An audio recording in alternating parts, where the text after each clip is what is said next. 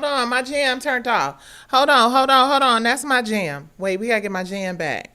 Baby, listen, we still waiting on people to come up in here. Where we at? Where my jam at? Here we go. Hey, what up, those sexy people? Let me go live here on the Ticking and Talking app. Hello, Ticking and Talking. Hello, beautiful people. We just vibing. We just in here vibing. It's a nice with Nicci. Let's see who's in the building. It looks like we're live on Twitter. It looks like I'm sorry. Okay. My music got me a little too geeked up. I'm gonna quit disrespecting the Twitter app. We are live on X. It looks like we are live on the X app. It looks like we are also live on Instagram. Shout out to my Instagram people. We are live on Facebook. We are live on LinkedIn, and we are live on WIRF.TV YouTube. If you are watching us, and we are live. I'm sorry, babies. We are also live on the wonderful, the incomparable, the amazing, the tell it like it is TikTok. You feel me? Welcome to Nights with Nicci. I'm your host, Nicci Gilbert Daniels, and I am so geeked up to be in here tonight. I am so excited to be with you guys tonight.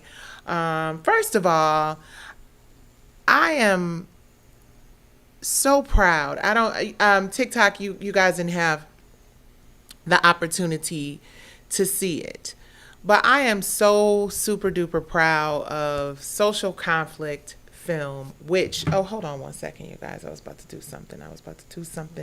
It's very important that I do this right now. Hold on. Rock with your girl. Hold on. Wait a minute, Chauncey. Wait a minute. Okay.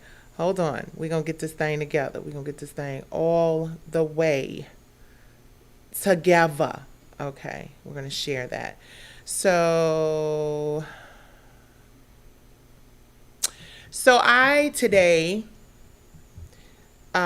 shared Social Conflict film. Social Conflict is a film that I had the honor of being a co-writer, executive producer, creator, along with Dwayne Barnes, who is one of my lifelong friends, who's an incredible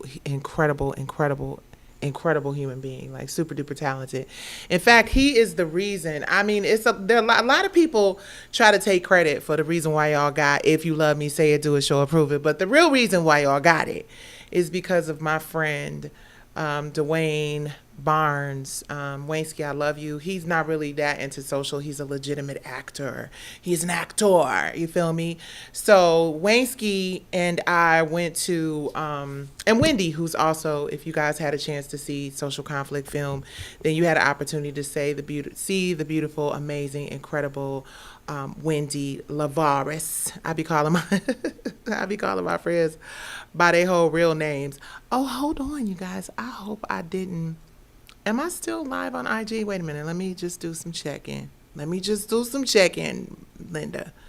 Because, my ass it's been a minute since I've been. Okay, I think so. Yeah, I am. Okay. It's been a minute since I've been on this thing. What's up, IG? Let me do some roll call. Hello, Trinette. Hello, Cornelius. Hello, Solo Kodo. I see you, Capricorn. Let's see who is hanging out with me over here. I see you, Gray. I'm sorry, y'all. I can't. I'm lying. Okay, let me just tell the truth. I don't see shit. I don't see nobody because I'm trying to be cute with these, ombre lenses on, and I just refuse to put my reading glasses on. But I can use them as a magnifying glass. Great for life. There you go. What's up there?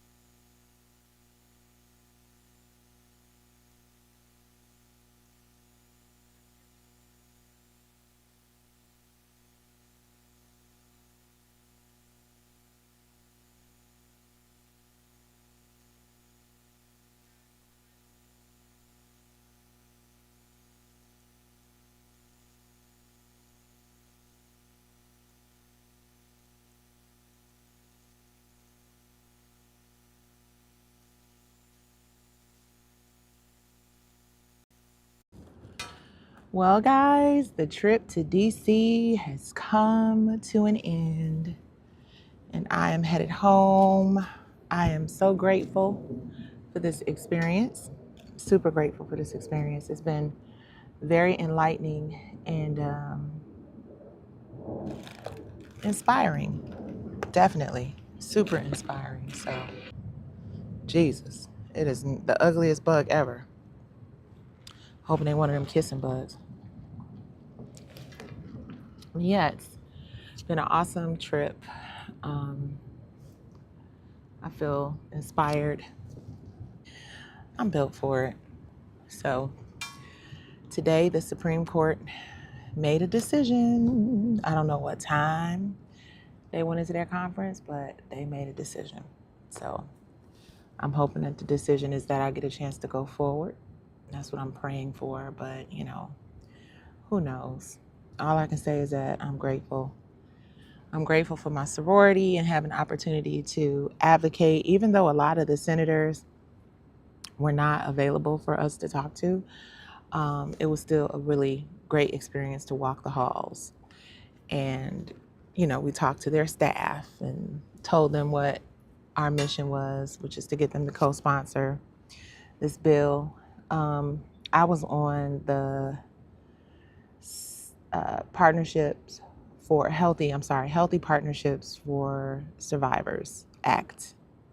And I shared my story, my mom's story. My mother is a survivor of childhood sexual assault. And it was wonderful to be able to be there and be present and be able to share my mom's story. So super grateful for that.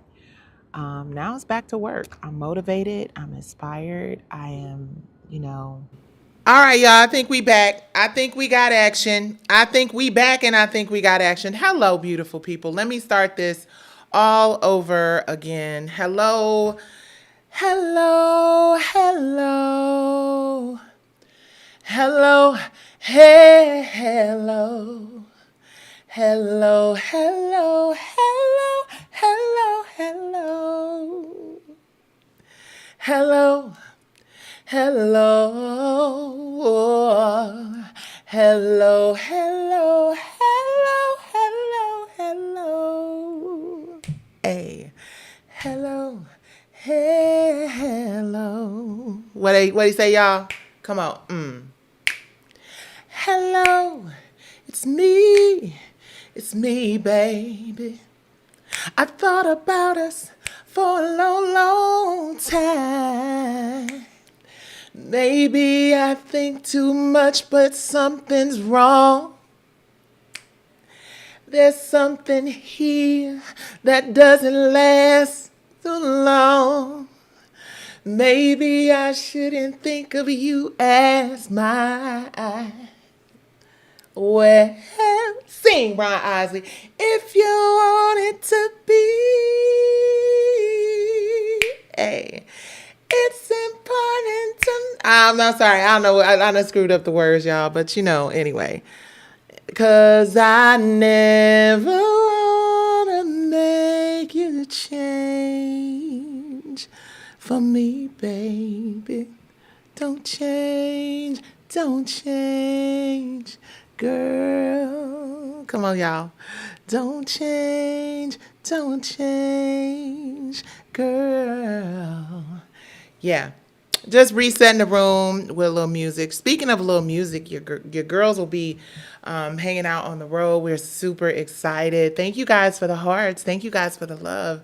Welcome back to Nights with Nicci. I don't know what the hell is going on, Ike. I don't know what's going on, Ike, but something's going on and it's pissing me the hell off. But we're not going to let nothing piss us off because we're having a good day. We're having a positive energy moment here. And we are hitting the road. We got some really cool shows coming up with Brownstone. We will be in Hampton at the Hampton alumni homecoming. I'm so excited about that, honey. Some really dope people performing with us. I'm honored to be in their company. Wyclef is performing, Wale performing, Brownstone performing. Child, we doing it all, honey. I got lemon seeds in my water. Sorry. And then from there, well, before there, Tom Joyner, and then we're doing show in Detroit in November, you guys. So just very grateful, very thankful, very, very grateful that we have the opportunity to continue to work. You know what I mean? Because the bottom line is the world is going through a really, really tough time. And I want us to remember all of the people who are suffering from this government shutdown. Like it's crazy. It's a real thing. But I will say this, you guys, I've been talking about this for a very long time. My position on it has not changed. I've only leaned into it even more. Please hit like as you come in if you're watching me on Worth TV. If you're watching me on other platforms, please take your froggy shades over to Worth TV and hit subscribe. Okay, we got some really good stuff coming. I know you guys have grown accustomed to your girl being out here in these, creative advocacy streets. And I'm still in these creative advocacy streets. Please don't get it twisted, especially after my trip to DC, baby. Honey, she was in DC, DCing with the sorors of Sigma Gamma Rho Sorority Incorporated. Yep. I ain't gonna sing the song and, lay into you all like that, but you know what it is. Anywho. Thank you guys for coming in here. Thoughts on Diddy. We're going to get into Diddy. Let's get right on into the show. But before we get into the show, I want to just highlight this one more time. You guys, after the live, I'm going to put the link for, because we're about to get into a little bit of the Diddy conversation, of course. And this is hot topic. So you guys want me to talk about stuff, I'll talk about it, including and up to, we only got a couple more days to talk about this P Valley shit. You know what I mean? Because whether they grant it or not, I'm going to be super focused and busy doing either pursuing what I need to pursue for that case or focused on this pivot that I'm going to talk to you guys about. But on the subject of Diddy, a few years ago, I wrote along with one of my very best friends in the world. I just said, he is the reason why I had the, fearlessness, right? It was motivated by his faith in what we could do and partnership in this thing to get on the first plane that I ever been on in my life. I had never been on a plane when I moved to California. It was the first airplane ride I took. We saved our little coins after seeing the movie. He went and saw the movie Dead Poets Society. And he was like, Nicci, this movie, the premise of this movie was seize the day, carpe diem, do it while you're young. If you haven't seen Robin Williams' Dead Poets Society, you are missing a work of art. It is such a good film. It is such an inspiring film, especially for young people, right? So carpe diem became our motivation, our mantra, the thing that took us from the hood in the D all the way to Los Angeles, California, on a wing and a prayer and some Pell Grant money. Y'all didn't hear that, but anyway. But Dwayne is one of the most talented, amazing human beings that I know. He has been a friend since I have two biological brothers, but I did not grow up with them. I grew up with Dwayne, so he was the example of a brother for me. Brilliant actor, brilliant director. We came together and wrote and produced this. If you did not have a chance to watch Social Conflict, which is on the YouTube channel, please make sure you do. And please, if you watch Social Conflict, the UPC code, it looks kind of like, let me show y'all what it looked like, just so y'all know what I'm going to show y'all what it looked like, just so y'all know what it looked like. Well, that's really awfully big. I didn't want to make it that big, but while it's big, go on ahead and capture that UPC code, right? That is our Cash App. We are viewer supported. So please click that Cash App, would you, if you feel froggish, as you are watching Social Conflict and any of our content. Please feel free to support what we are doing here. And you guys can't see the Cash App, but I'm going to tell you what it is. It is FIGHT, fight, the number 4, WIRF, Worth TV, right? We are viewer, listener, watcher supported, okay?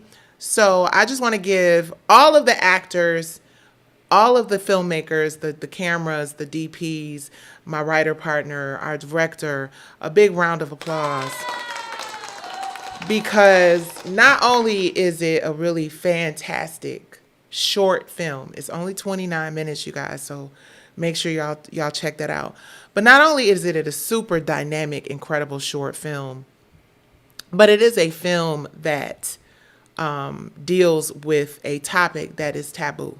It is a film that deals with a topic that a lot of people, have said is too. I'm not even gonna hold you up. I got a lot of pushback on this because it is dealing with SA, right? It is based on a true story. So, Dwayne, who is also the director and co-writer of this, and we fit a lot of topics into it's really crazy because as we were looking at it live tonight, I was like, damn, these are so many topics that we're talking about today. The LGBTQIA community, the trans community, whether or not, violence, GUN violence in schools, and whether or not teachers would ever be, given the right to carry, you know what I'm saying? Really heavy subject matter. Mental illness, mental wellness is another one. Groupthink is another topic that we packed into that. We did short film festivals. We did very, very well in those festivals. And we're just very proud of it. It's a very beautiful story, but it speaks to a side of SA that was highlighted in the Diddy trial. But I don't think that the voices of the victims were amplified as much because you often hear about women being victims of SA. But in this film, we highlighted that there were young boys who were victims of SA, right? And the story just, my father actually played the perpetrator in this. So rest in peace, Daddy. He did an awesome freaking job. My father and my nephew played the guy in the beginning of it that banged his ass. And I play the mother of the child who did that. And, he never explained why he did it. But if you watch the short film, you will learn why he did it. And it's really, really deep. And it has some parallels with this Diddy story as well. So let's talk a little bit about this Diddy situation. And I just wanted to be clear that, another thing before we go into the Diddy of it all, because we're going to talk about a few things. And get your questions ready. I am so sorry, TikTok, but I got bags because I'm tired and I'm not taking these glasses off. Well, I'll take my glasses off and put on my reader so that I can get some of your questions as well. But let's get into this Diddy thing. First of all, let me say this. I just left the Capitol in DC with my sorority sisters, and I was lucky enough to be on the bill that I was going to the senators' offices to get them to co-sponsor, to endorse, was the Healing Partnerships for Survivors Act. And it is such an important bill. It is such an important bill. It basically, and I'm paraphrasing, please don't just, hold me to everything I say here. Do your own research. Make sure you get a clear understanding and a clear picture of what this is. But for me to be able to go and knock on Bernie Sanders' door and speak to his aides, and for me to be able, and of course, we knew that we were preparing for this shutdown. So a lot of folks weren't there, but we'll be back. Oh, we'll be back. Honey, we'll be. What? She gonna be back. Yeah, because I got a feeling. Okay, I ain't gonna stick my camera roll y'all to pieces, but I will be back for sure. But we were marching the halls, and it was amazing. And this bill would help provide support for adult victims of child sexual trauma. My mother, I've shared this before. Part of the reason why I'm just so passionate about this is that my mother was unfortunately the victim of childhood SA. A lot of other people I know, the impact of it on my family has been terrible, to say the least. People judge you without understanding your full story, not knowing where you come from, not knowing what you've overcome, not knowing what you've had to, pushed to the back burner. Like I said in my, I was able to read of my victim's impact story, right? And as I was reading it, I was sharing. My mom was a beautiful, talented, amazing, incredible woman. She was one of the first, I'm sorry, let me give her what her credit is due, right? But she was the first multi-hyphenate. She was a real estate she sold real estate. She flipped houses. She had her contracting license. She was a singer. She owned retail stores. She was an amazing, badass feminist. You understand? She was an independent thinker. She was a critical thinker. She was just an incredible, powerful, amazing, badass, beautiful woman. But she carried the guilt and the shame of childhood actual trauma throughout her life. And while we had a wonderful childhood, everybody's perspective on their childhoods be different in the same house, I have found. So I don't see my childhood having been that terrible. Maybe because I was somebody that everybody liked to hang out with. All the aunties liked. I was the good cousin and the good kid and the good daughter. And I'm not just saying that because, it's true. I'm saying it because it's true, right? I was very good and very likable and always had lots and lots of friends. Contrary to R&B Divas bullshit. Don't believe everything you see on television, especially these days, honey, which is why we have an activation that is coming over this holiday season that is a gift to everyone. I'm not going to talk about it right now because we're not going to have it overshadowed by some of the other things that are happening. But it's coming and it's fantastic. And you can miss the boat on it if you want to, right? But back to my mom. She was the victim of SA and domestic violence throughout her life as well. But I felt overall like she did a really good job of whatever it was, masking the pain of it, masking the trauma. I don't see it as masking. I just think when trauma hits us, thank you guys on TikTok. I think when trauma hits us, when terrible things happen in our lives and our communities, Black women in particular, it's not about burying things and not facing the realities of what's going on in your life. It's if we fall apart, 9 times out of 10, the whole system falls apart. So you have to be willing to sacrifice so many people who rely on you and depend on you.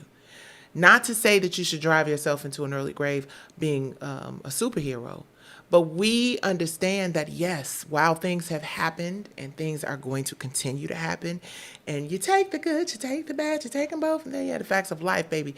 We're going to come, we're going to go, it's going to be fast, slow, and everything in between.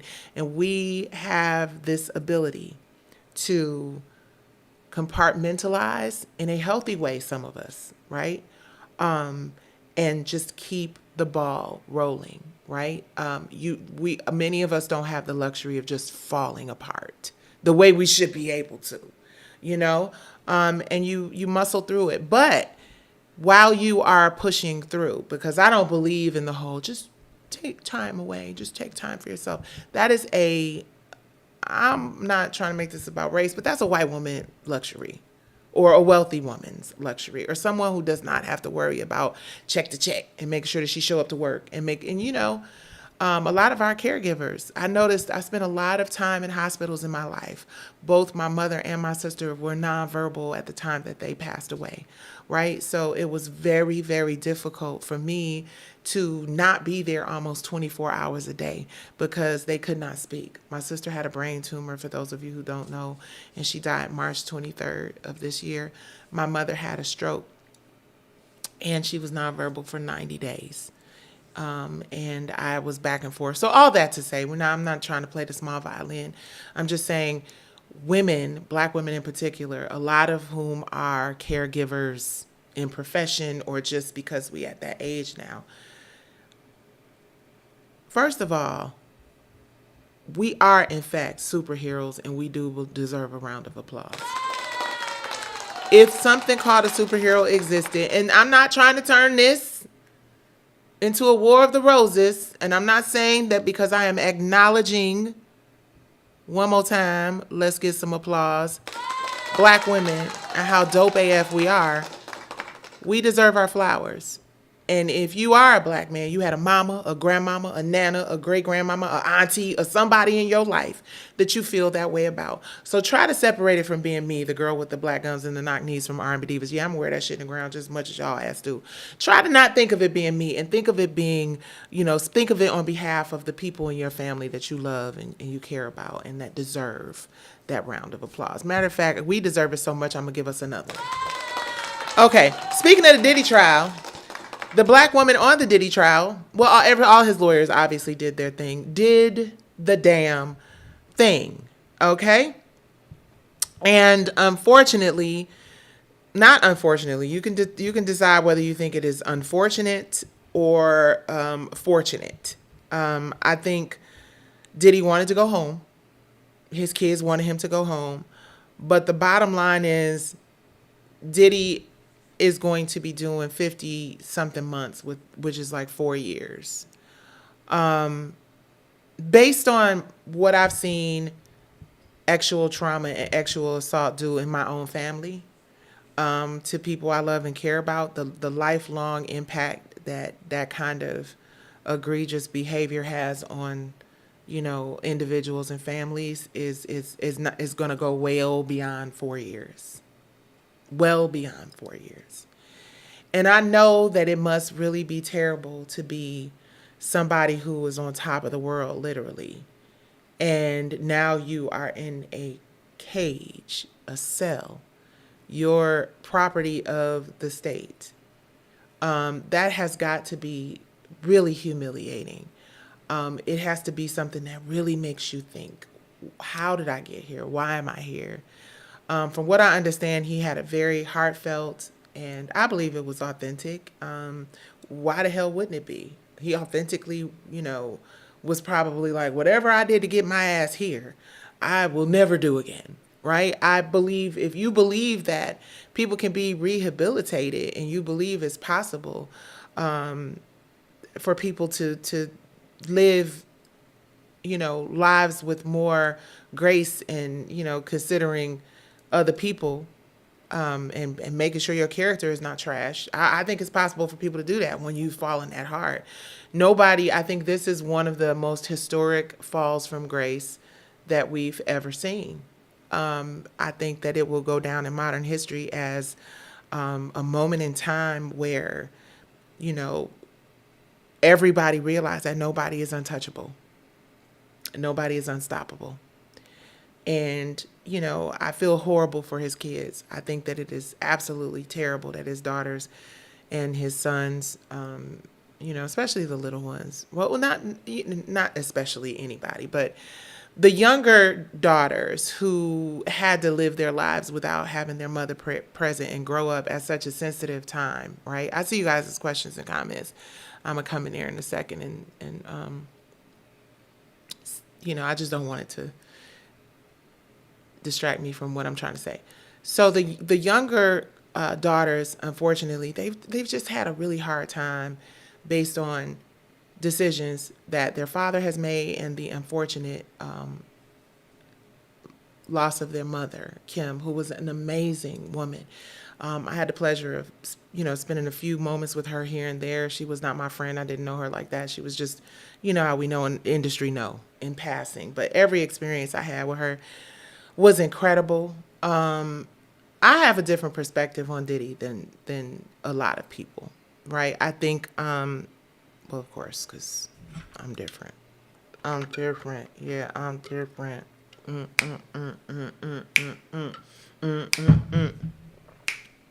Pull up to the scene with the ceiling missing. Pull up to the scene with the ceiling missing. I'm different. Yeah, I'm different.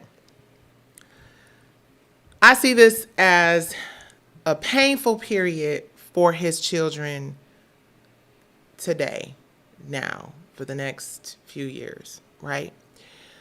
Let's look at some positives because there are some positives here. The positive is that he did not get this RICO life sentence, could have been way worse than that. Way worse. He could have served a much longer sentence. It also, honestly, I believe that this time that he is going, first, the other thing is that the kids have each other, right? a lot of times, and I'm not saying that this was the case with Diddy's kids, right?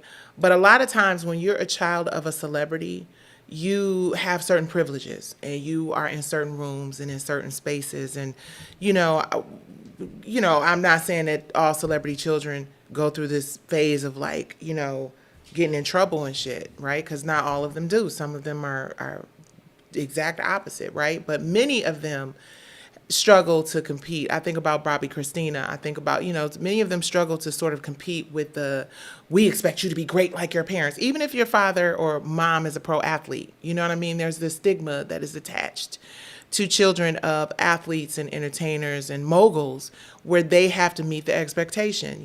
We have had that struggle in my house. Like I had to really accept that she's just going to get tattoos all over and just be grateful she doesn't have them on her face yet, but it's crawling up there.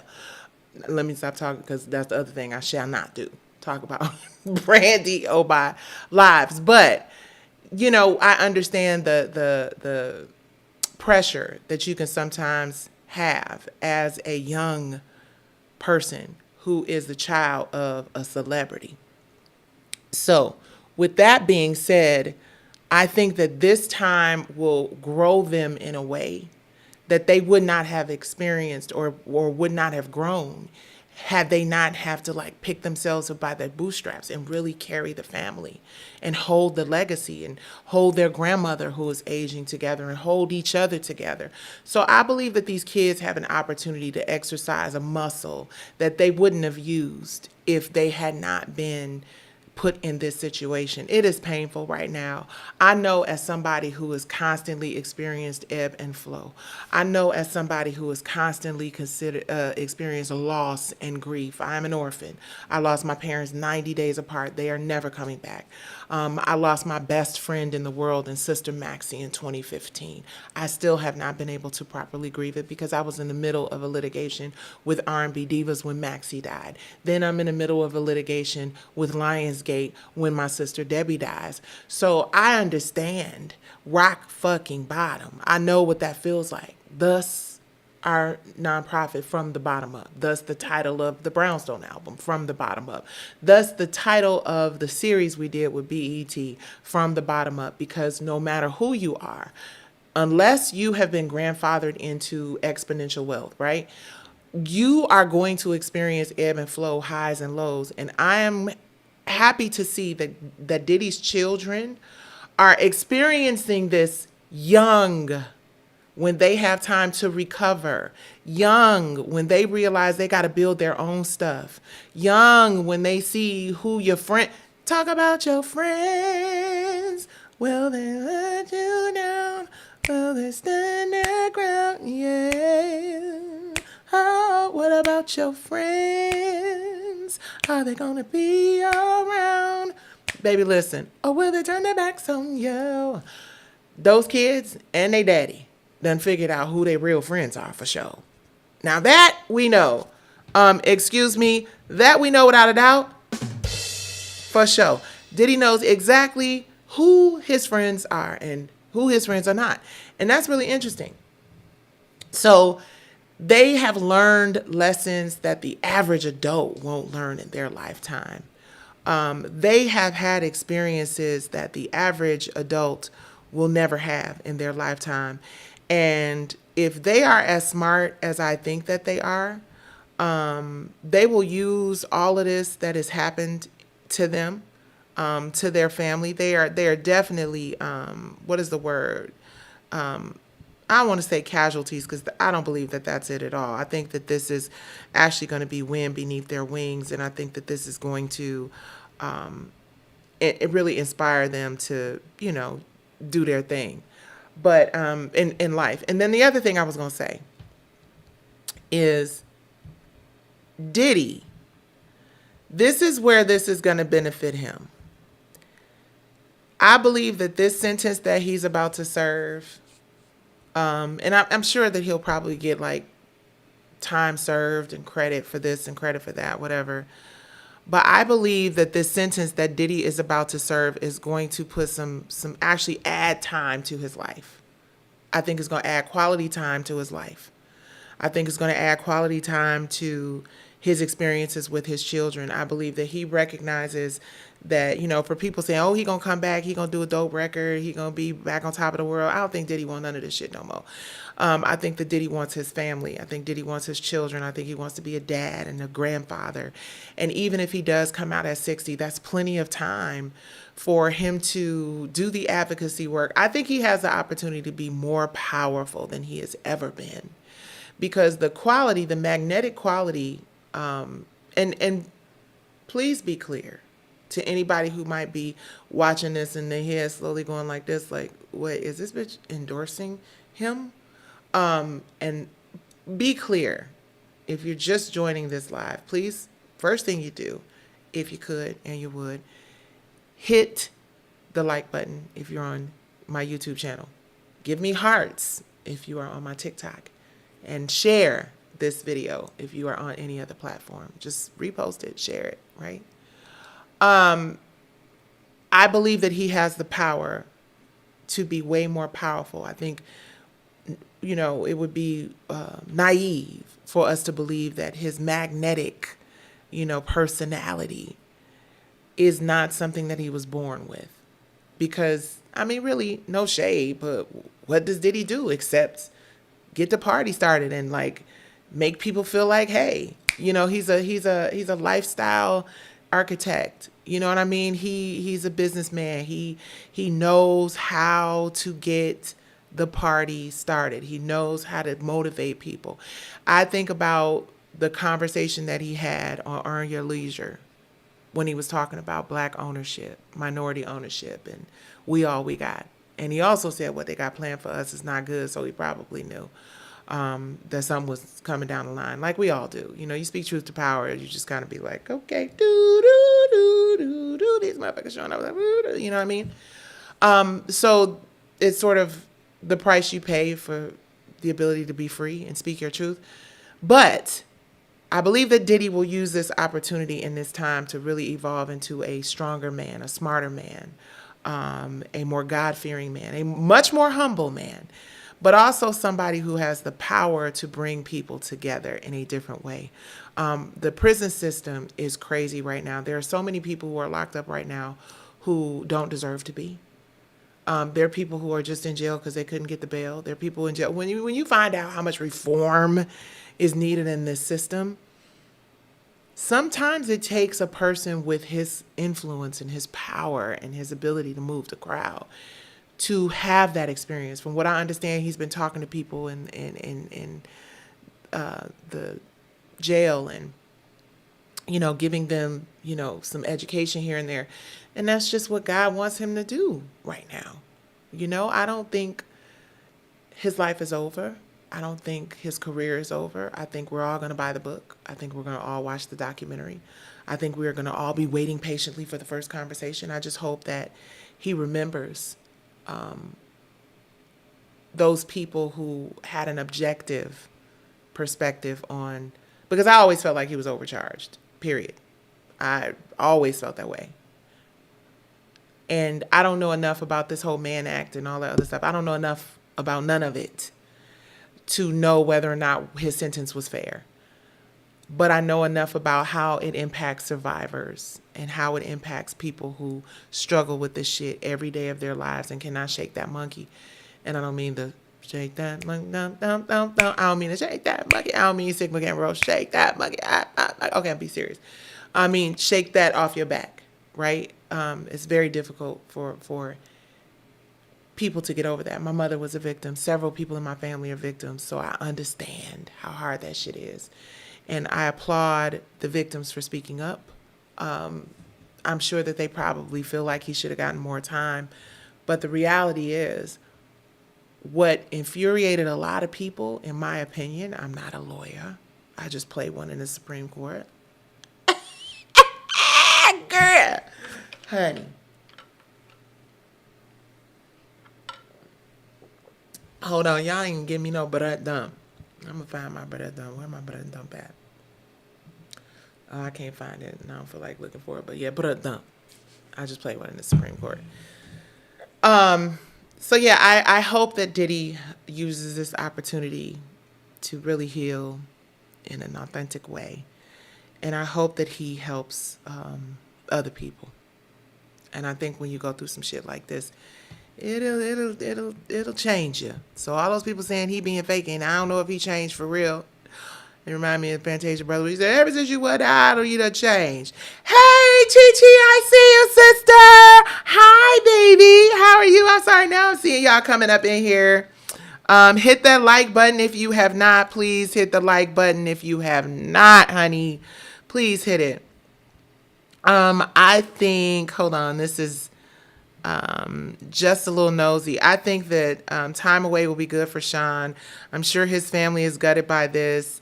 I hurt for them, but God willing, he will continue to make good of the time, stay clean, and get home safe.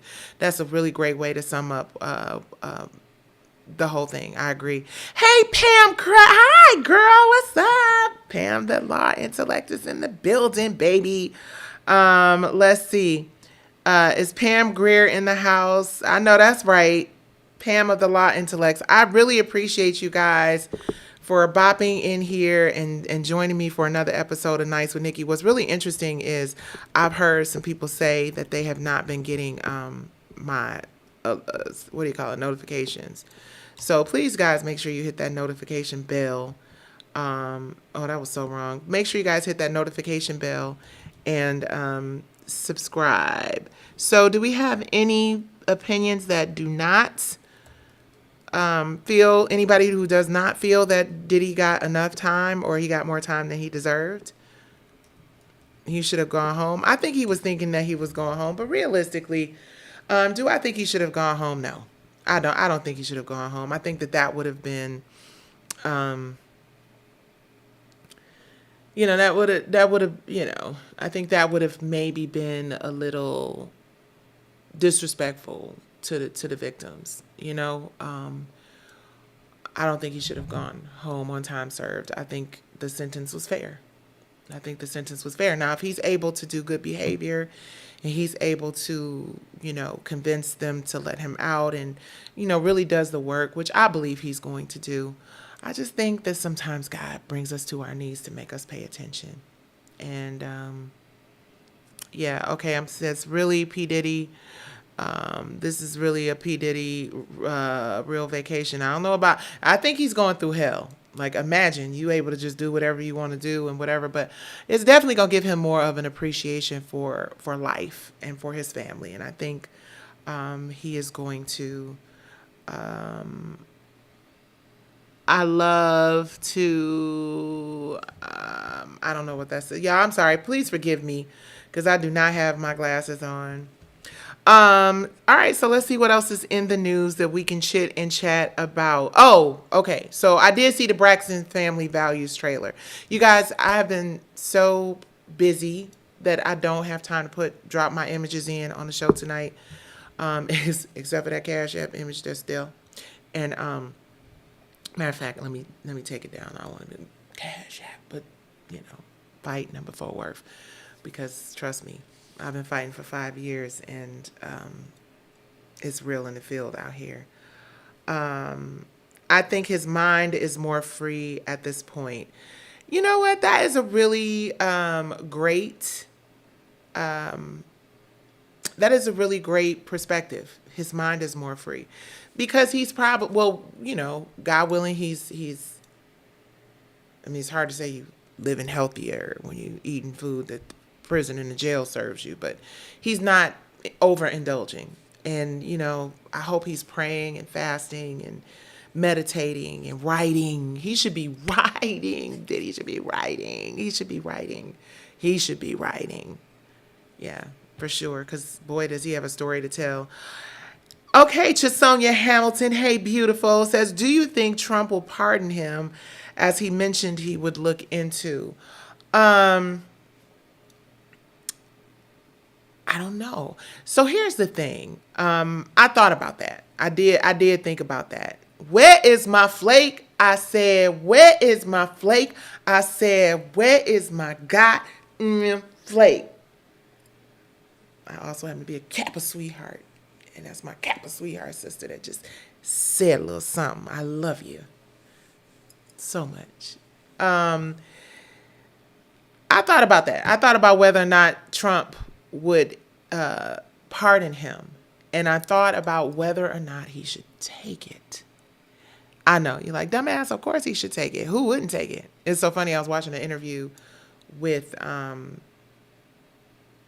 was it Roland Martin and Mayor Adams? Somebody in Mayor Adams. I don't know. I don't remember who it was. But basically, allegedly, Trump put a word in. I'm just saying allegedly because I wasn't there. And you know, we can't talk about shit like we know we was there when we wasn't. But he said that Trump, you know, offered an olive branch and he took it. I think that he would be crazy to take it, and I think he would be crazy to not take it. And the reason I say crazy to take it is because right now with, you know, right now with everything that's going on in this country, taking it almost feels like an endorsement of it, right? And because it's just so much happening, right? Taking offer from someone who right now the world is like, what's going on right now? What's happening right now? Kind of, does that come with you having to acquiesce and you having to, you know, be a supporter? I mean, you want to take a bite of the apple, young man, or not? But the other part of it is, either way, it's like that's got to be hell. You know, that's got to be the worst situation, or one of the worst situations to be in, to be offered an olive branch by someone you may end up ultimately owing a favor or two to. And how does that impact what you really want to do to amplify the voices of underserved people in your community? How does that work? I don't know. That's a scary thought. But you know, I be thinking too much. I've been thinking. Chisonia says, no, I don't want him to sell us out. Right. That's what it feels like. But at the same time, how do you tell somebody the lifeline that you're getting, which could literally be the lifeline, because we don't know what he's experiencing there? Do you take it and just really like, because here's the other part of it. Here's the other part of it all. If you feel like your community has abandoned you and they're no longer rooting for you and they don't care about your wellness and your family's welfare, what do you consider at that point? So it's a real complicated question. A great question, a very complicated question. I'm glad that the courts are making these celebs do their time these days. I'm glad that the courts are making the celebs do their time these days as well, but I am also concerned about it not reaching beyond celebrities. You know, it's a lot of rich people out here that are able to just maneuver throughout the system because money and power means that you have more opportunities to get away with shit. I'm going through it right now. Now, I'm not saying or suggesting or have any proof or any facts that, you know, showing that that's what happened in my case, but that's how I feel. I feel like the system saw me as a poor, because, I mean, you know, I'm not in poverty right now, but yeah, we own the, you know, whatever. Let me not put my whole family's business in the street. But yeah, underfunded is what we'll call it. Plaintiff fighting a multi-billion-dollar company. Of course the fight is not fair. Of course the fight is not. How is it possible for the fight to be fair? Because as a well-funded billion-dollar company, you're going to use every resource that is made available to you to win. And that is what they did. So yeah, I hope that Diddy just does his time. And what I do think, what I would bank on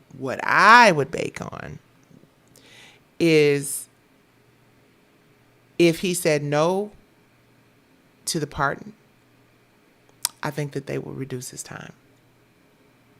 I think they should reduce his time if he says no to the pardon. That's it.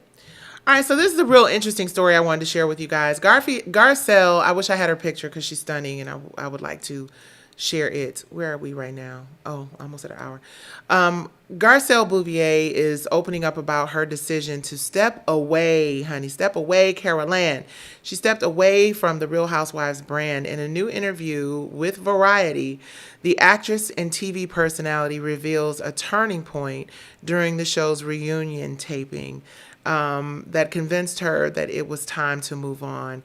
It was a moment at the reunion where I felt like I no longer belonged here. I no longer fit in here, she shared. Bouvier admitted that the realization was difficult but clear, adding it just didn't feel right. Still, she didn't completely close the door on a return, hinting that possibility to return remains open in the future. So let me say what I have to say about this, you guys. Let me say what I gotta say. Reality TV is one of those you got to know when to hold 'em, know when to fold 'em, know when to walk away, and know when to run. You better count your money while you're sitting at the table, and you better leave some money on the table. And that is what Garcelle has decided to do.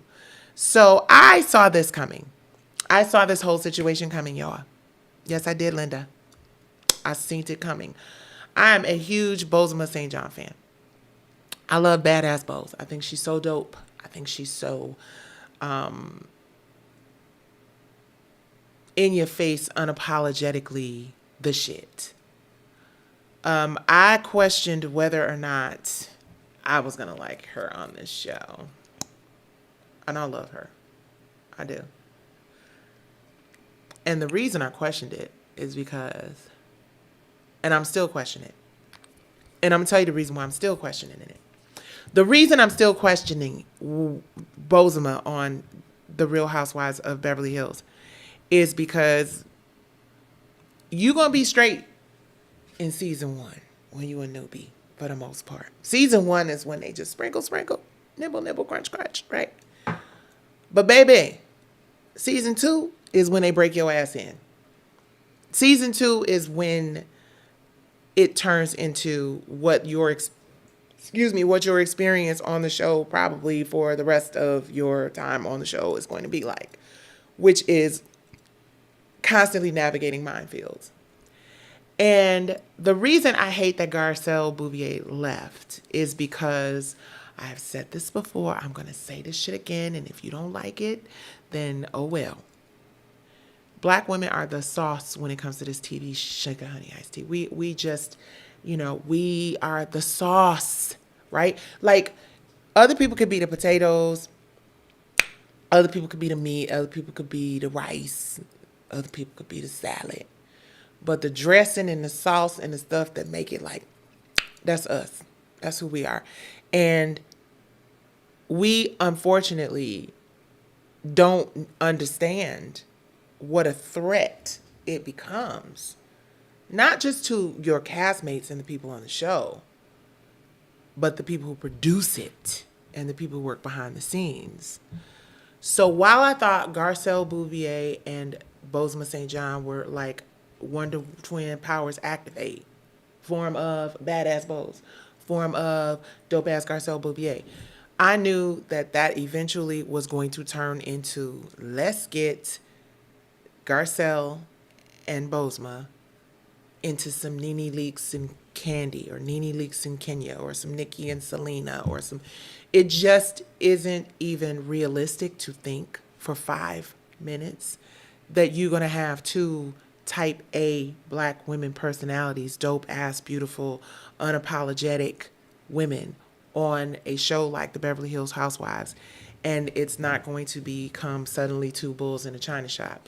And I don't want to see that for them. I think that the decision that Garcelle made to move on and to pass the baton to other sister who was there, my sister Bose, who I think again is badass AF, and I love her to pieces.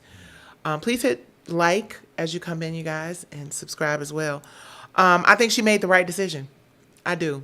I think she made the grown ass woman decision. I think, this is a moment for her to spend time with her family. This is a moment for her to sit back and, really take it all in. I mean, she's Garcelle Bouvier, for God's sake. She's a legend. She's, out in these, and this is new for Bose. So I think Bozema is good. Now, don't play with badass, because Bozema is going in and letting have, and she definitely, what I'm saying, she didn't do all those things that she did in the business world because she was a pushover by any stretch of the imagination. But I know that the second season is when you really kind of, they dig in and it turns into a whole thing. So let's pray for her on that. Speaking of somebody who I adore and respect in business, wait, you know what, I'm sorry, hold on, you guys.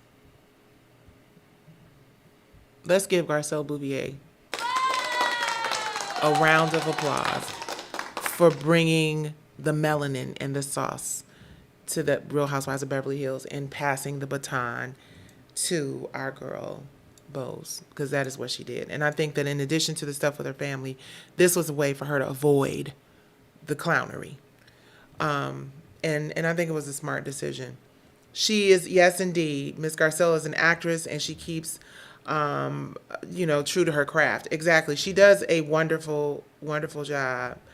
So I think Black women on TV really works, but I think where we start to, where it starts to go a little nibble, nibble, crunch, crunch is when the producers get involved and feel like they can't be friends. We can't be friends. No, no, no, no, no. Oh my goodness, Pam, I'm just seeing this. Oh no. Hi. Pam says, I was talking about you and your case on my live tonight. It was a good time. I gotta, you guys, make sure that you go to Pam the Law Intellect. We're going to do a little watch party together. I wish I knew how to drop the screen in, but I don't. Shit, I ain't that technically savvy. I need to get a producer to do it. But Pam Esquire and the Law Intellects, first of all, you know what? Boom. Let me give a round of applause. Listen, you guys, real quick. There are people we meet on our journey who are just really genuine, decent, smart. I don't know you, but I got your back, sis people.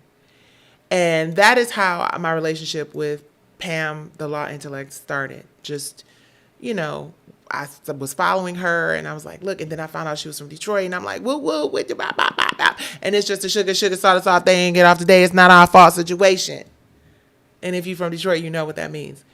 And I'm just grateful that this is a Black woman who has nudged me periodically. You good? You need me to, I'm a lawyer. Do you need, and not, let me send you my retainer bill. Not even give me legal advice. Just, do I sound like a complete and total idiot here? And no, actually, you sound like, boop, boop, boop, boop, boop, boop. And if you do a little research on this, and will give me nudges and things to research, and was really instrumental in me having the fearlessness that I needed, along with the promise I made to my baby sister before she passed away, was really one of the instrumental women in my life. And I've only known her for a very short period of time, relatively short period of time, not very, but I'm just grateful. I'm grateful. And I'm grateful for all of y'all for showing up on my live and being present and encouraging me through this process. It is just, it's not easy. And Pam, I cannot wait to watch. I'm gonna watch while I clean up my kitchen. I ain't even had dinner. You guys, I have so much fucking anxiety.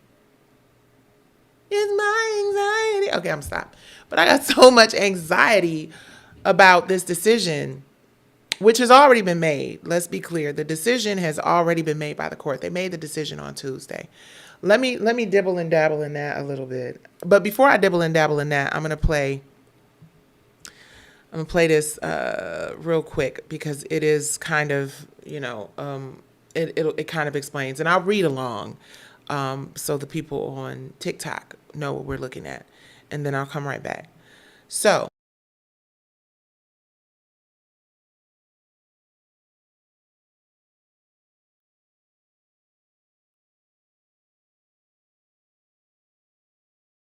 I'm sorry, I was muted. This is a copyright funnel, basically showing you that 100% of plaintiffs actually lose. The courts can fix this copyright funnel by clarifying copyright law, right? These are copyright plaintiffs, especially in the Central District of California, which is where most movies are made. 100% of those cases, they start here, but they never get past the front door. They're always released on summary judgment. Less than 20% of them survive summary judgment, right? 2% of plaintiffs win when they go to trial, right? Which is crazy. And only 1% will survive an appeal in the United States Supreme Court. Okay, without fair review, the system tilts towards moneyed interests, leaving underfunded creatives unprotected and leveling the playing field. This means you can protect original work, stand with independent creators, and stop power from silencing us.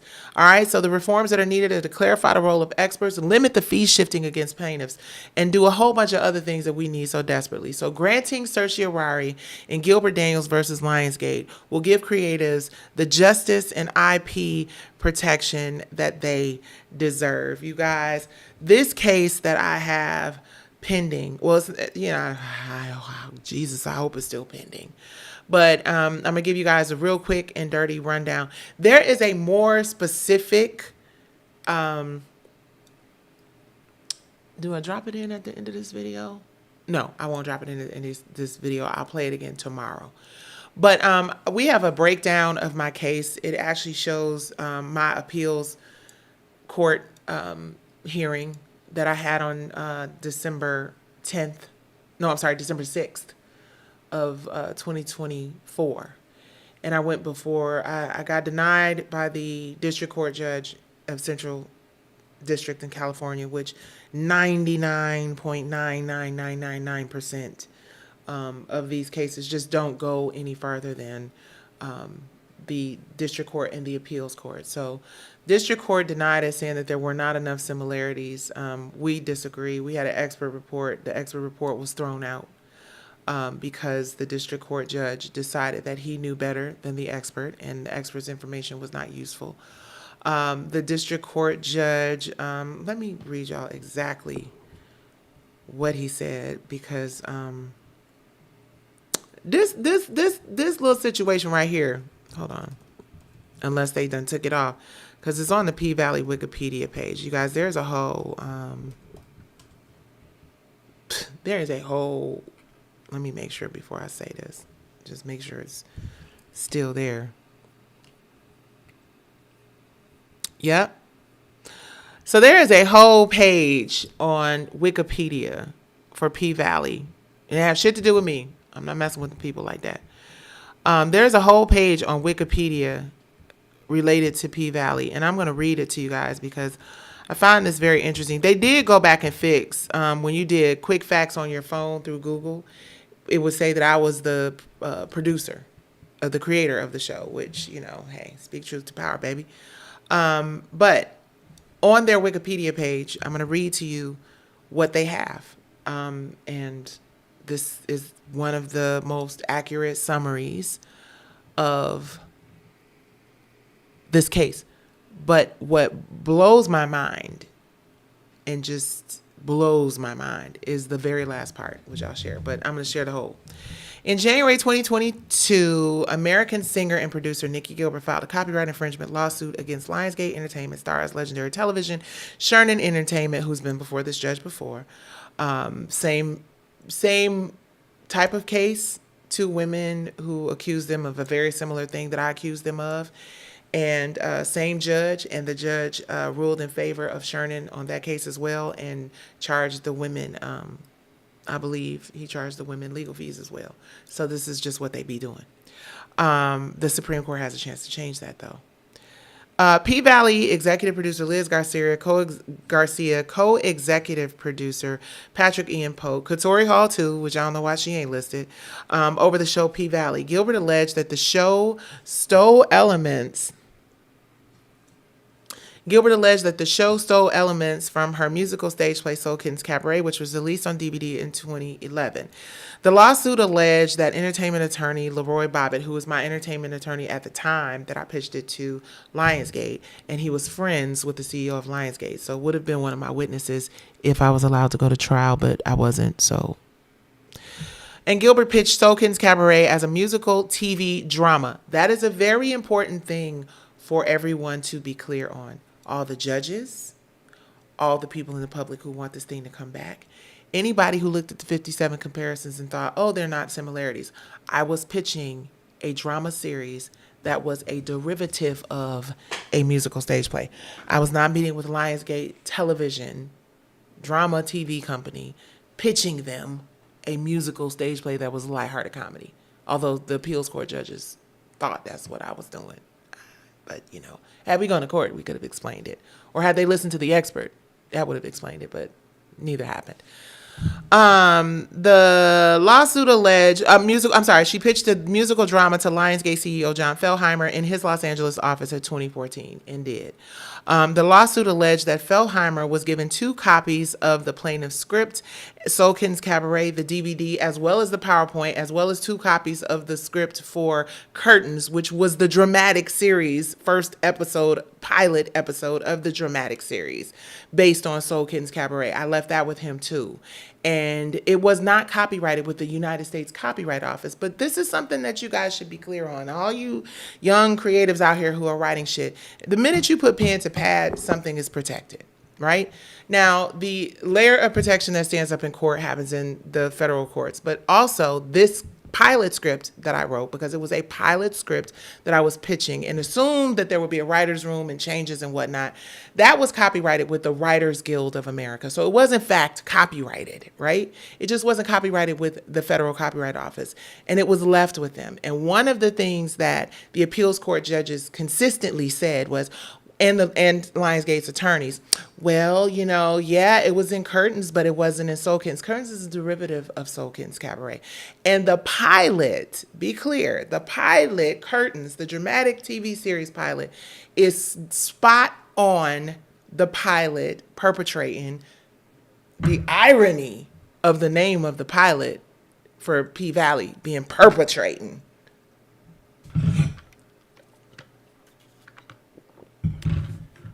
Who perping?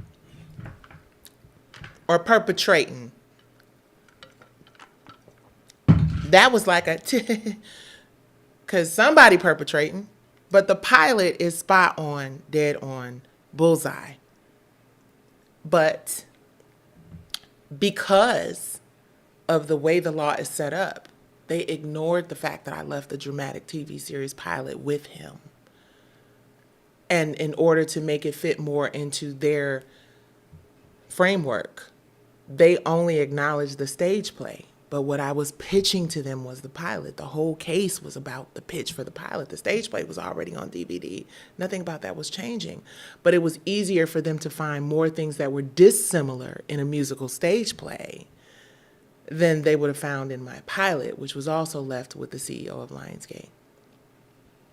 This is from their Wikipedia page, mind you, giving you the facts on the case. Pitched it to John Feldheimer at his Los Angeles office. And a really interesting thing I remember, we unpacking it. Shit, I'm a couple days away from a decision. Less than 24 hours, 9:30 on Monday. I know. But as I pitched it to the CEO, one of the really standout moments was that as I'm talking to him, and I'll never forget, the reason he took the meeting, that's the thing. People want to know why a CEO would meet with me, because my attorney at the time was his friend. And also, the person who was investing in me at the time was also the person who invested in Tyler Perry when Tyler Perry first went to Lionsgate. So he was aware of how those ownership and licensing deals happened. Right? You guys hear me talk all the time about ownership and licensing. R&B Divas was the lesson for me in ownership and licensing, or lack thereof, because I did not have any ownership of my IP. Please hit the like button if you guys are in here, because I'm giving y'all valuable information that you might need to use for your kids one day. So just, you know. And while we're around here, and I'm still talking to you guys about this, I'm going ahead and highlight this Cash App because, you know, we are an independently viewer funded fight for worth. Y'all can't see it, but please hit like and screenshot that QR code for Cash App. But real quick, as I was meeting with the CEO of Lionsgate, I'll never forget. First of all, the reason I brought 2 copies of everything, as it states in this P-Valley breakdown on Wikipedia, on they P-Valley page, not mine. I don't have one. The reason I met with him was because the producers and the creators, the producers of Tyler Perry's content, who funded his content, were also prepared to fund mine.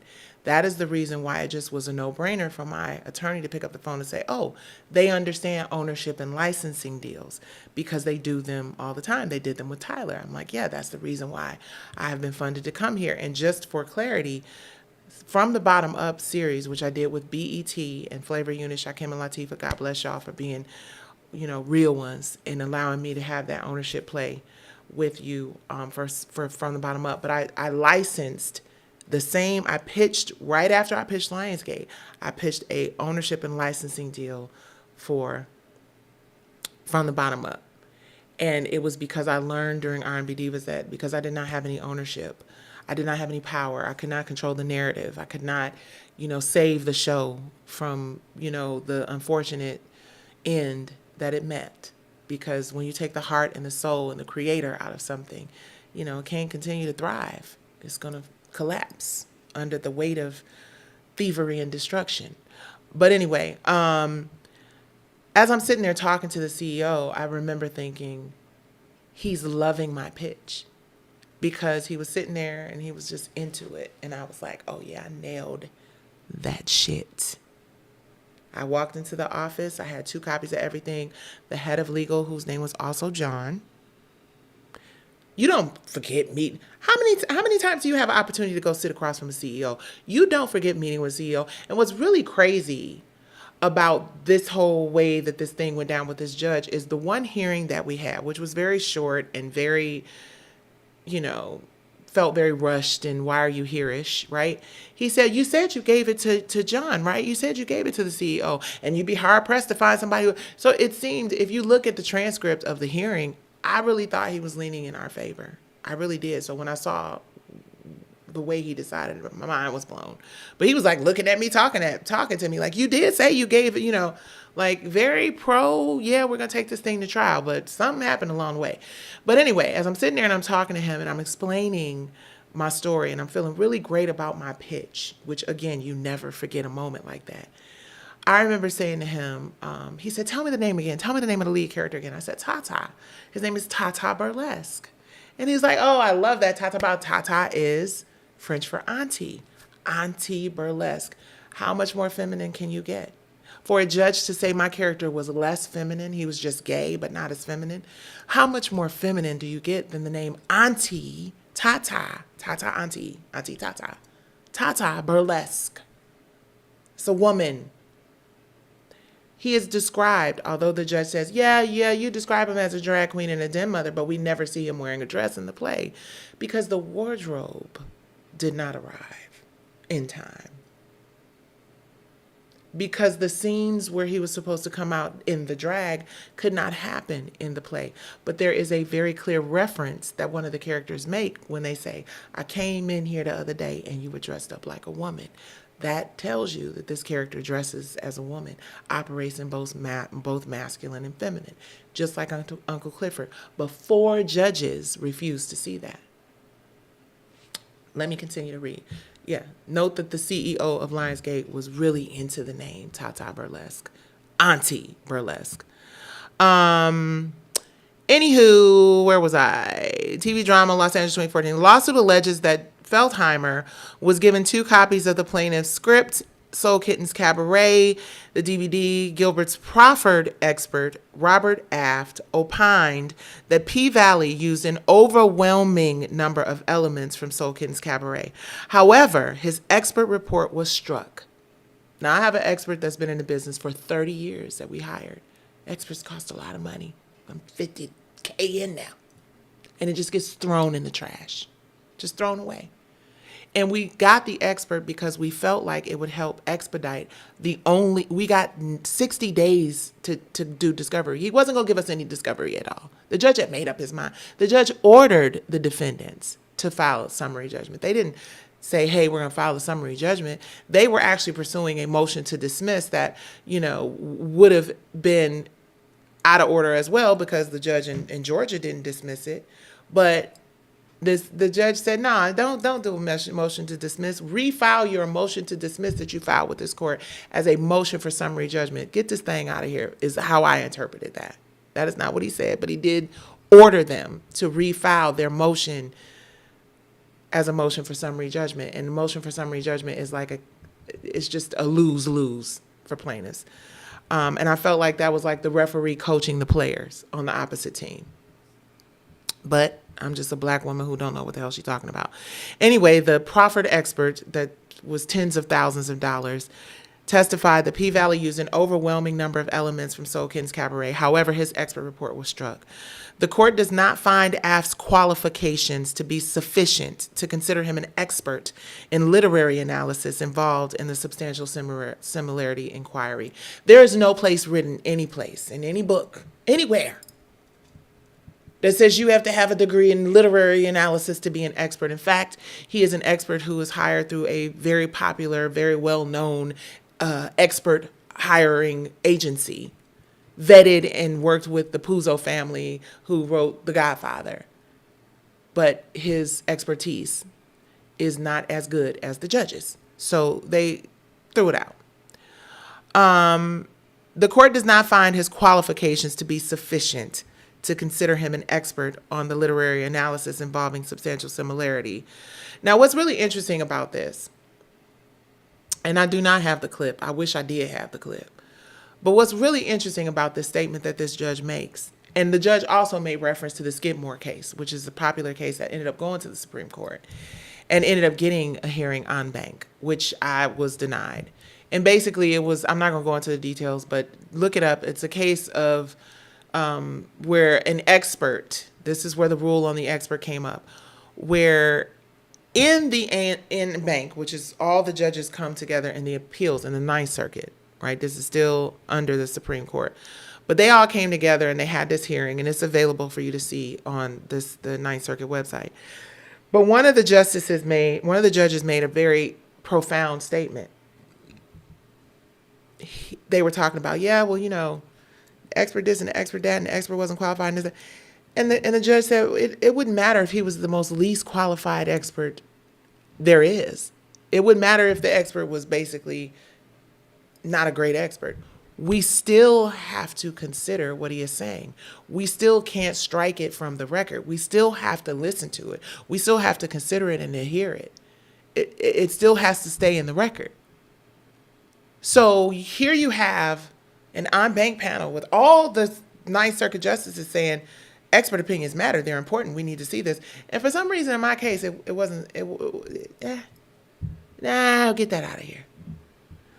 On December 7th, right before Christmas, the judge ultimately granted summary judgment to the defendants, dismissing the claim. The judge held that no reasonable juror could find the two works to be substantially similar. And substantial similarity is a necessary predicate for a copyright infringement claim. Now, there have been tens of thousands of people who see the similarities, but for some reason in the judicial system, we won't be able to find one to say, well, I don't know, maybe these are a little similar.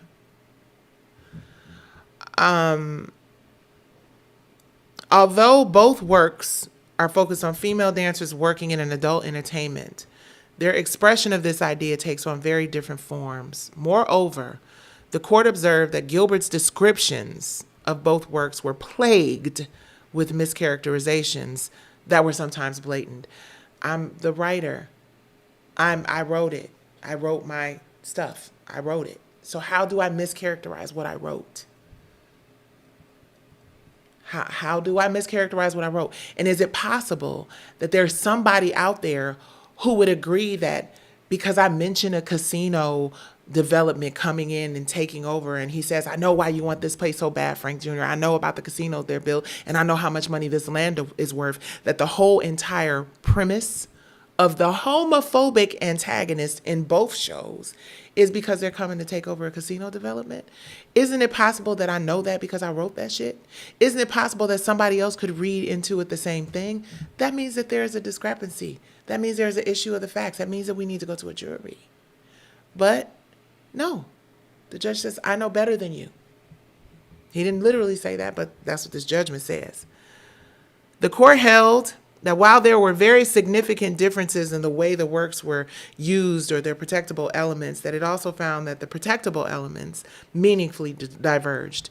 Gilbert Daniels appealed the decision. However, the Ninth Circuit rejected the opinion of Gilbert Daniels' expert, Mr. Aft, and portions of his supposed opinions were irrelevant or unhelpful to the judges. So you got a whole case where a whole expert that cost $50,000 just got thrown in the trash because judges and defense attorneys know better how to interpret what's in a script, what is in a story. Judges know better than the creatives and the experts in the field. Now, what makes this interesting is that in this same appeals court, there is a judge by the name of Judge Kim McLean Wardlaw. And she says it's hubris for judges to think that they have the expertise and the experience and the knowledge and the training that people go to UCLA for, USC. People spend their whole lives becoming experts in this field. It is hubris for judges to believe that they have the knowledge and wherewithal and the creative abilities to determine factually, as a matter of law, that the expert don't know what they're talking about, and neither do I. And just happen to agree with a multi-billion-dollar company whose lawyer tells them she wasn't changing in the bathroom because she was shy. She was changing in the bathroom because she wanted to down a bottle of alcohol. Excuse me. She drank alcohol all throughout the whole series and did not try to hide it.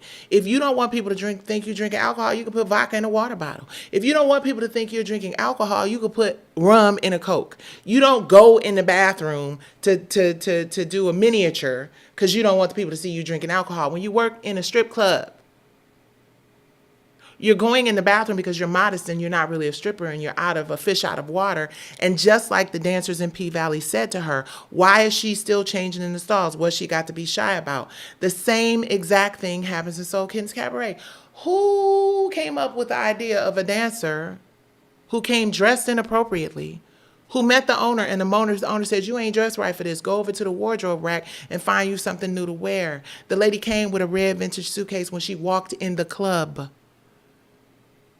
And you're listening to a litigation defense attorney who has every reason to lie, tell you that the reason why this girl was changing in the bathroom is because she wanted to have a drink. She drank the whole fucking time. They got into a fight about her drinking. She wasn't hiding her drinking. She was shy, and she was a fish out of water, the same as my character in Soul Kittens Cabaret.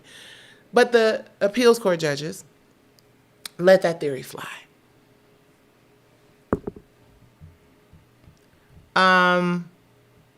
In addition, regarding Daniel's comparisons, the court stated that caution is especially warranted here, as several of Gilbert Daniels' proffered comparisons reference materials that are not copyrighted and mischaracterize the works or fail to directly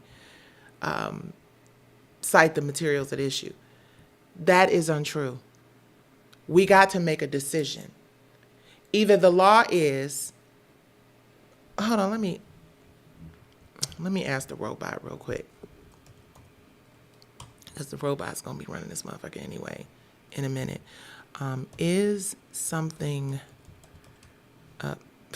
It's not going to let me do it. Let me just ask it in regular Google. Is something protected under copyright when it is written? I think I asked that question wrong. Computers, you have to be very specific. But yes, okay.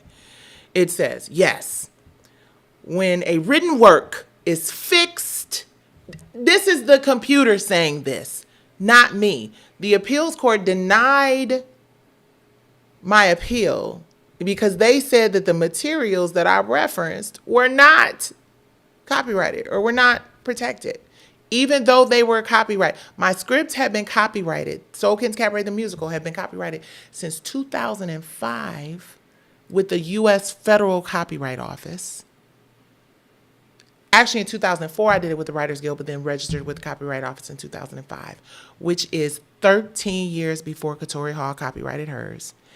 And Curtains was copyrighted before I had the pitch meeting. And it says, when a written work is fixed to a tangible meaning, such as being written on paper and saved digitally, it is immediately protected by copyright in the United States. Yet, these people are saying, and I quote, caution is especially warranted here, as several of Gilbert Daniels' proffered comparisons reference materials that are not copyrighted, mischaracterize a work, or fail to directly cite the issues. Anyway, make up your mind, Craig, because either the law is that it is copyrighted the minute it is affixed to a piece of paper, or it does not. Yeah, I'm a little heated because I have to pay these people millions of dollars in legal fees. And this is the part that has my blood boiling. The district court also, they affirmed the court's ruling, okay? But the district court also awarded the defendants their fees and costs, finding that the defendants achieved a complete success in the litigation and the plaintiff's choice. This is where I realize I have to pivot. This is where I realize I have to lean into FAFO and really get into legislation and building my alliances with people who want to help us change laws that protect us and, understand that the billions of dollars that we generate based on our intellectual property, us not having rights and ownership of those things is just not okay. It is not acceptable. And it is a violation of our civil rights for us to not have the option of passing down such amazing ideas. The creator economy is at $250 billion, and our community is suffering. 400,000 now, Black women done lost their jobs. We are half of a $2.5 trillion economic. We got $1 trillion in buying power as Black women. And I've said it so many times, divest, unplug, unsubscribe, move away.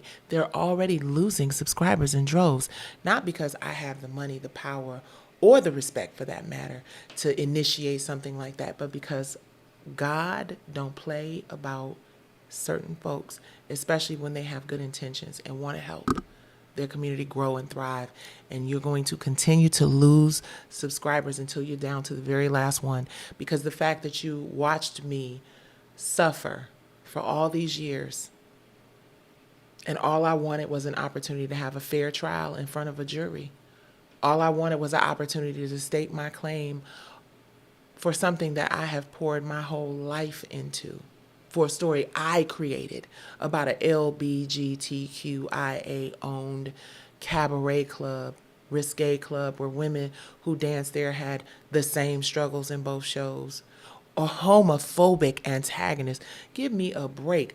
The fact that y'all had Isaiah Washington played a homophobic antagonist who wore a goatee, drank from a flask, wore a freaking Dob, which is what we call them in Detroit, fedora, and wanted the place for a casino development. How much more that's close enough for a jury do you think you need to get? The fact that the new girl arrived on public transportation, you're arguing and saying that a bus and a cab is not public transportation? That's what the judge said? Huh? My character is not gay enough? His character is non-binary when non-binary was not even a word that we use to describe those people or our people who are in that lifestyle. The fact that you are, as a matter of law,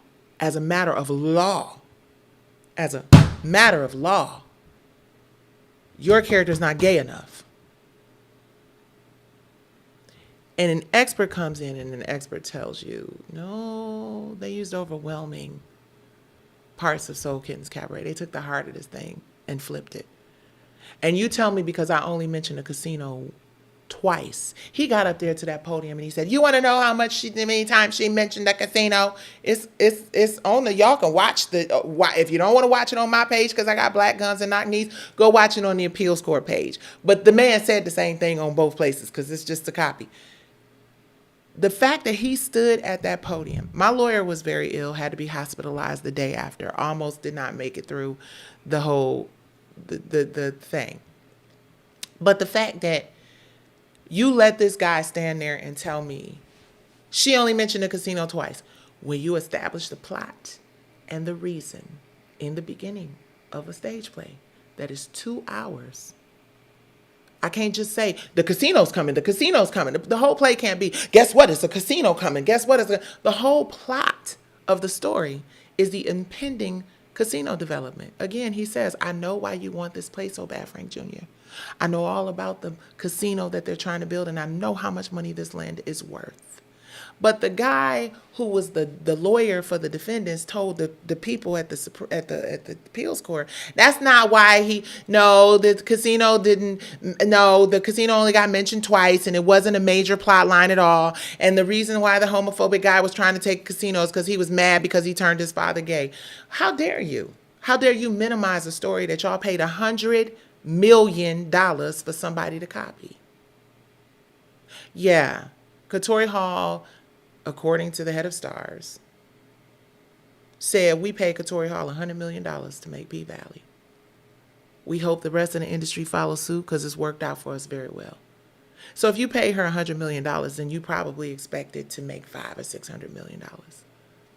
So not only have you taken my story, you've taken my idea, you've taken my grandkids' college education and forcing my family into bankruptcy. You've made hundreds of millions of dollars off of my IP.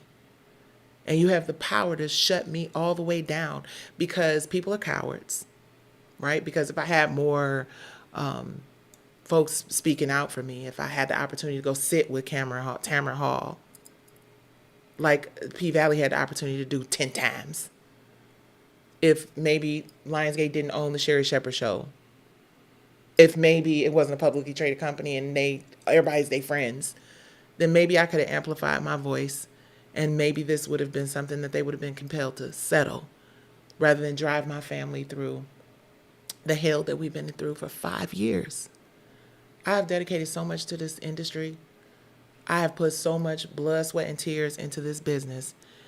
And this last line that this judge, who encouraged the defendants, ordered the defendants to file a summary judgment against me. I went to this man for help.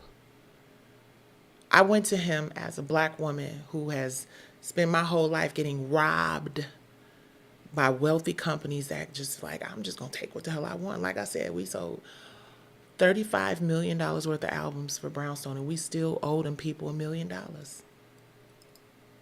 Go figure.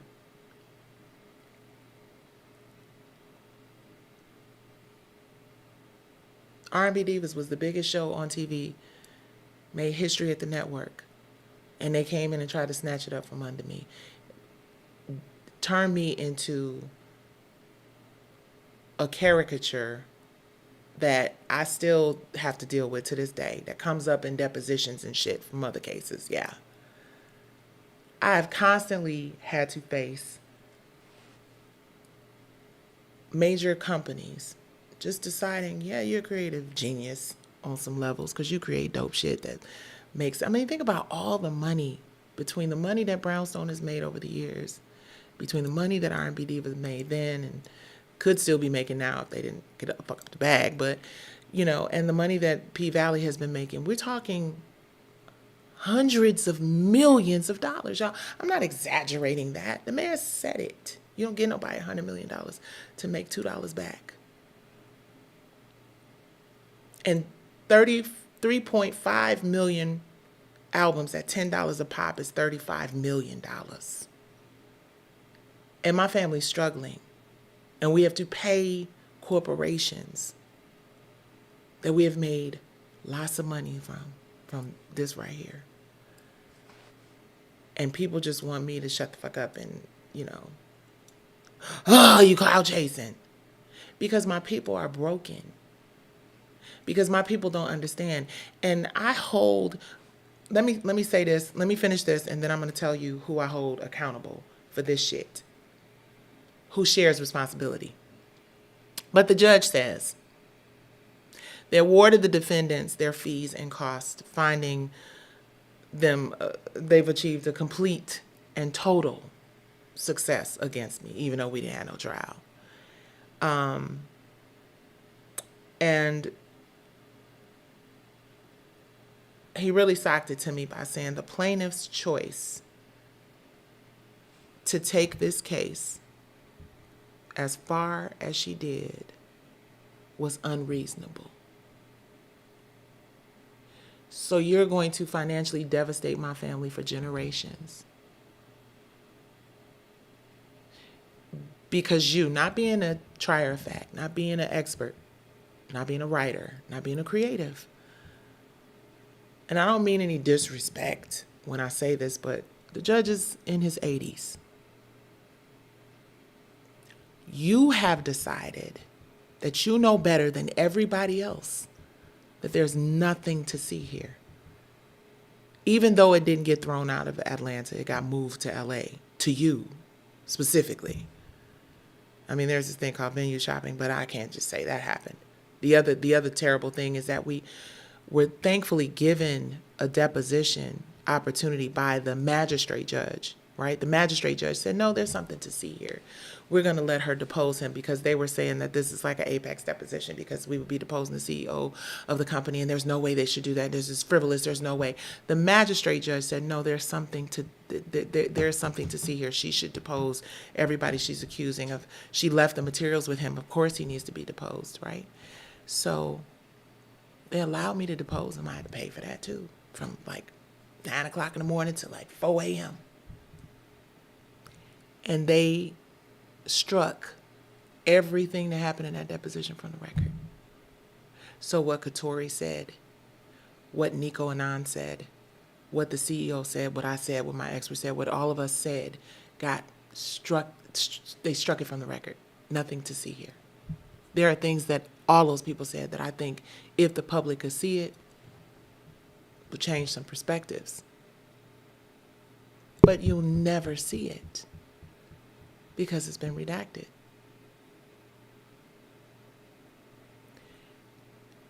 For him to say that the reason I'm being punished is because I exercised my rights as a writer, as a creator, as somebody who's dedicated 30 plus years to this industry is devastating.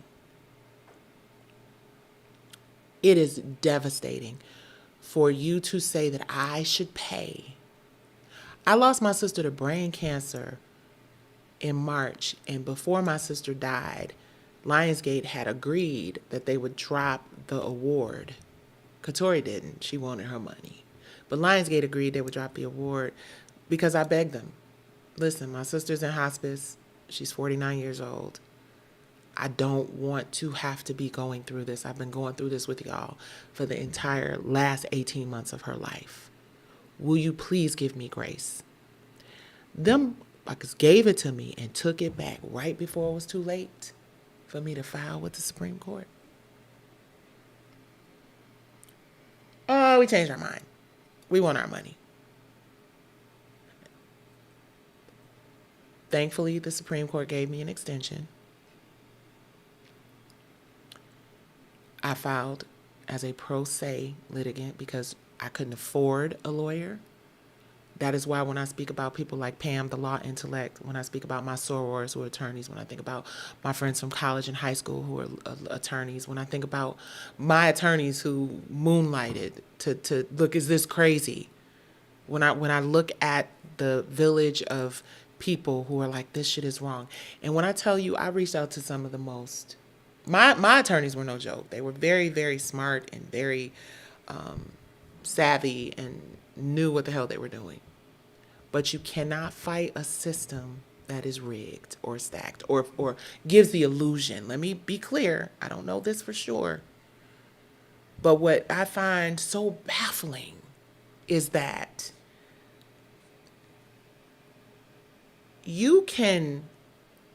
people in general speak about corruption in Hollywood. It's a normal conversation, right?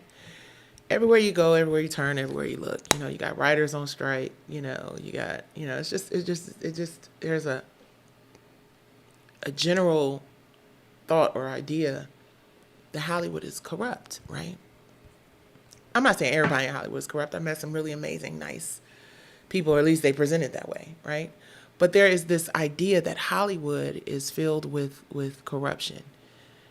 And what's really mind-blowing to me is the only space where they don't seem to ever be seen corrupt, or the only place where they don't ever really seem to get in trouble or are held accountable and shit, right?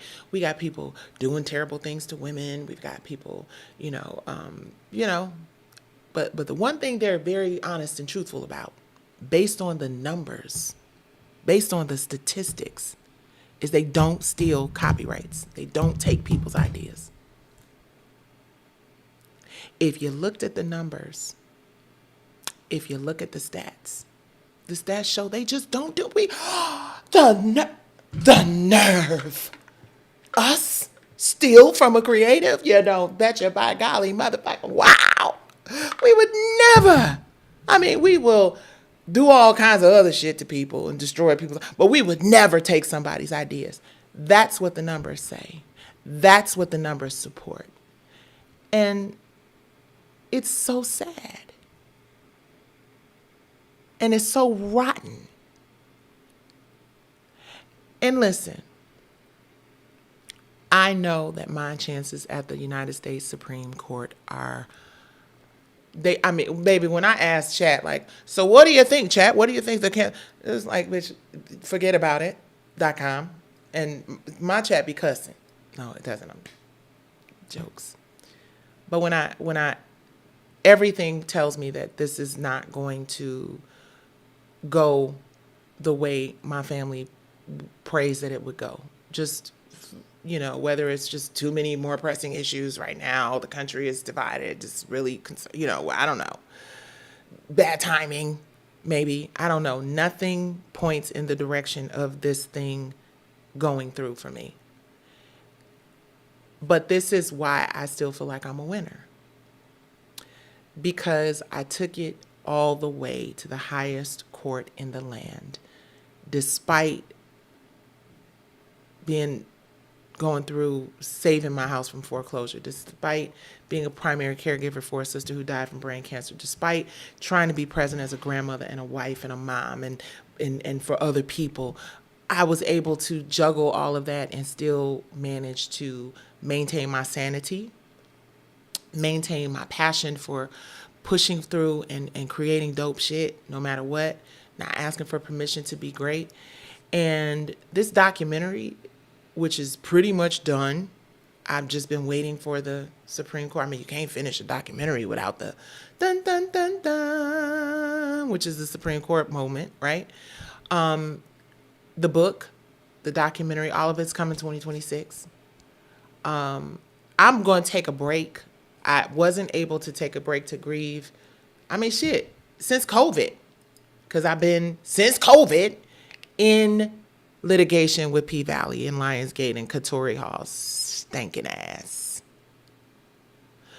Yeah, I said it because that's how I feel. I tried to be nice and not be that. But when you basically say F your sister and her brain cancer and your grandsons and their education, all other stuff, and say you want some money from me, because this is what I believe. When you want to know what I believe happened, very simple. Katori Hall has a friend who went to Stars and Lionsgate and met with the same lady she met with. And that lady presented her, hey, I got this story, I got this story, and I got this story. Okay, so this story is about gentrification and blah, blah, blah, blah, blah, blah. Okay, so which story do you like? Oh, you like the way that story sounds? Okay, well, take that story. This really actually happened. I'm not just making this shit up. Tanya Sriracha, who did the Poor Vita for Stars, which is no longer on Stars, adapted and created something based on a short story that somebody else wrote. So we know that during that time, Stars and Lionsgate was going through their catalogs and, you know, the things that they'd acquired, which they hadn't acquired my shit, but it was probably on a shelf as if they did, right? We know that Stars and Lionsgate gave Tanya Sriracha a few things that she could pick from, and that happened to be Katori's friend, right? And the lady said, go back, rewrite this, and then come back and present it to the CEO. Right? So the girl went, no, she didn't say present. That was Katori's story about the CEO. She told her to come back after she did the writing. So the girl thought that she was going to be a staff writer for this project, right? So the girl came back and met with the same lady Katori met with, Marta, same lady. And she gave her the script and Marta said, congratulations. You are the showrunner and creator of this. And the girl was like, oh, I thought I was just going to be a staff writer. No, this is a true story.com. But they don't be stealing shit. And I'm just frivolous. And I need to pay them $1 million. Plus my lawyers, I owe $1 million. You know, I'm just going to be bankrupt because they don't really steal.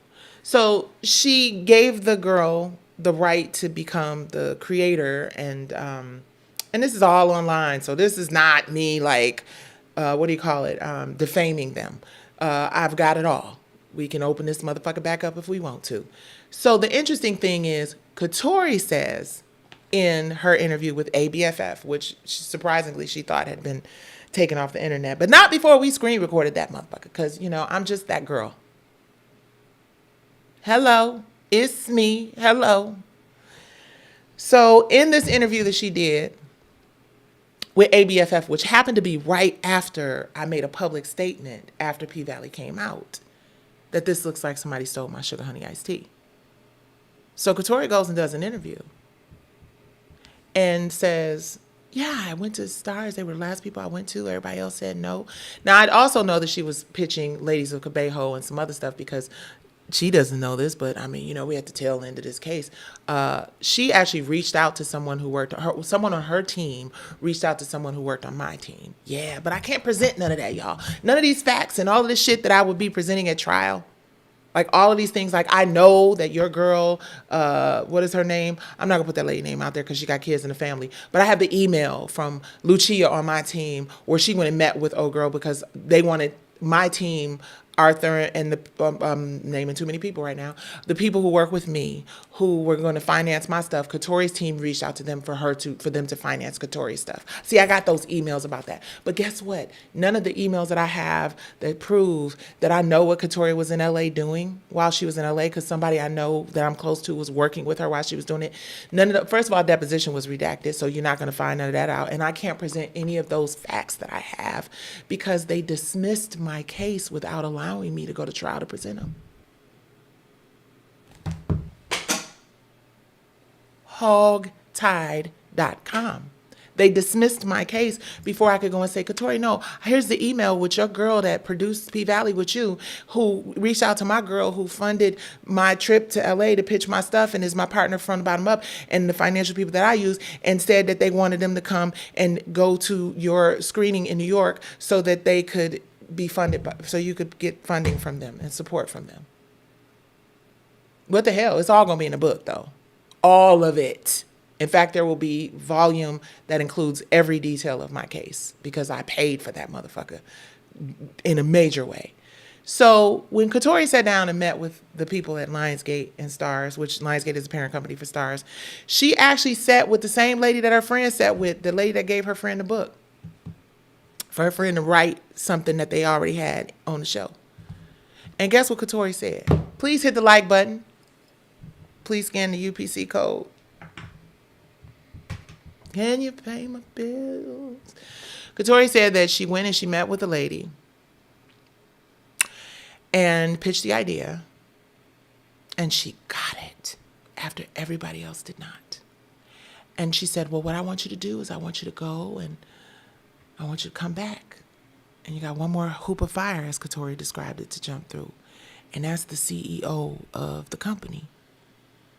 So she left and she went and did her thing, which I believe the thing that she did was went and put on something so that they could call it a proof of concept. She did a play called Pussy Valley in Minneapolis. Now, for those of you who are like, but her play came out. Mine was copyrighted well before and had been playing all over the place, and the DVD was out with Fantasia and Faith Evans all over the internet. In addition to the fact that I left all my materials with the company Katori was meeting with. So I believe that Katori went, I'm saying I believe, I'm not saying any of this is factual, but since I never got a trial to be able to share these things, it'll always be here for people to know the truth. But I believe what happened was, I think she put that play up so it'd be a proof of concept. Because listen, in the play she put up, it only went up for one day. She said in that interview it only made like $1,000 or some shit. And she framed it because it didn't make no money. Went up one time. One time. Nico said in an interview that she was commissioned to do the play by the people at the theater. Commissioned to do the play. The play, Tata was not trans or non-binary. The play did not have a homophobic antagonist that was trying to come and take over the plot spot for a casino. The play did not have dancers wanting to open up a women's center. My play, Soul Kittens Cabaret, is more like P-Valley, the series, than Katori Hall's play. The elements of the casino and the antagonist and the story, the red suitcase and all that, none of that came along until Katori got with the people who produced the show over at Lionsgate and Stars. And this is something very interesting that she said. She said when she went back and she pitched the CEO, it became a work session. And she said we started pitching each other story ideas. You met with the same people I met with. I met with them first. You came in there. They told you to come back. You sat across from them and y'all shared story ideas. I wanted to go to trial so I can find out what kind of ideas you shared. And before you got home, they called and said, you got it. You are the showrunner and the creator of P-Valley. No experience. Never done anything in TV. Not that I'm Myra Brock, but I mean, you know, I have experience as a writer and a producer, and I had TV shows and created R&B divas and Fantasia and Faith in my play. My play was more like P-Valley's pilot than your play was. But they didn't want it from me. And why, people ask? Why? I believe Katori was a work for hire. I believe they hired her. I believe, and since I can't say this in trial, I'm saying this to the court of public opinion, I believe they hired her to rewrite my story and paid her a salary for that. I believe it. I don't know it for sure. I mean, if the deposition was available for y'all to see, we would know more details, but it's not. And I believe that she got played. And I believe that they own everything. I don't know for sure. I believe they own everything. And I believe the reason why they own everything is because when I sat across from the CEO of the company, after having been played, like Katori has been played on this show, on R&B Divas, which was something I created in real life, that I didn't have any ownership or control or power over. After being played, I went in and I asked those people to partner with me. I told the CEO I can get the funding to produce this series from the same people who funded Tyler Perry. And I know you know who those people are, and I know you know that these people are legit. And all I need you to do is license the content and become my partner so that I can retain ownership of my IP, so that I can provide generational wealth and wellness for my family. And instead of doing that, it was cheaper to hire somebody to do it.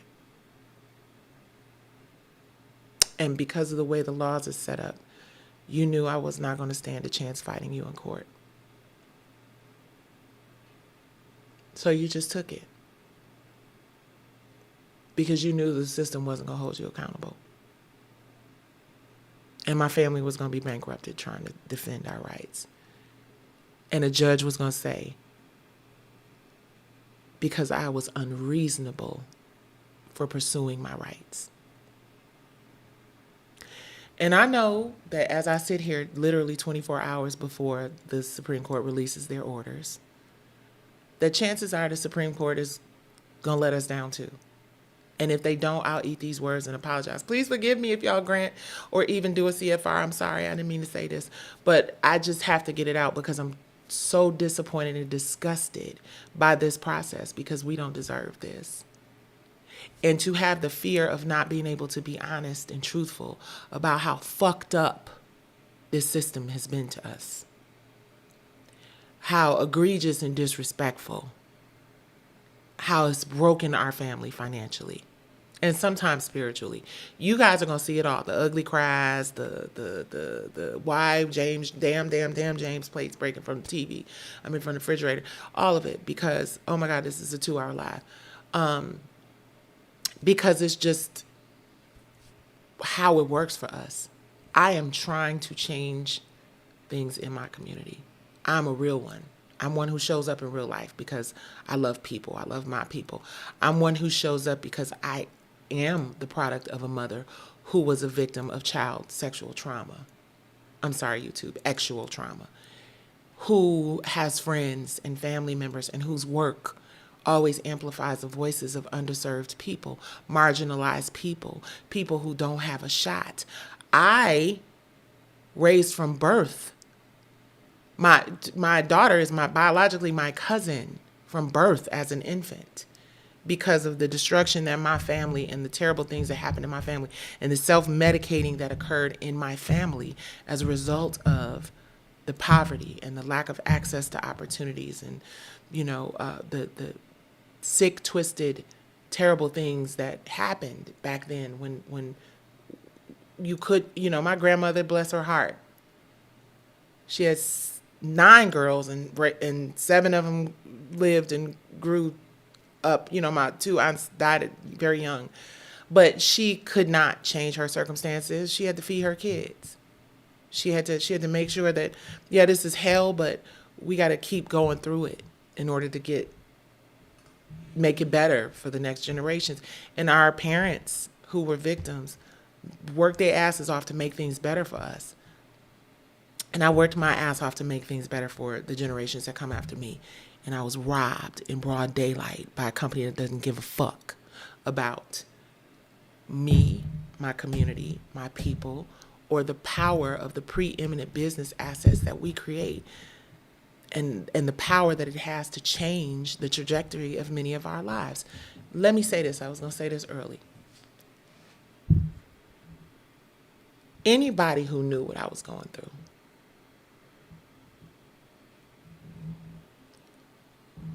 anybody who knew Eric Monty, who created Good Times and All in the Family, and we really thought Norman Lear created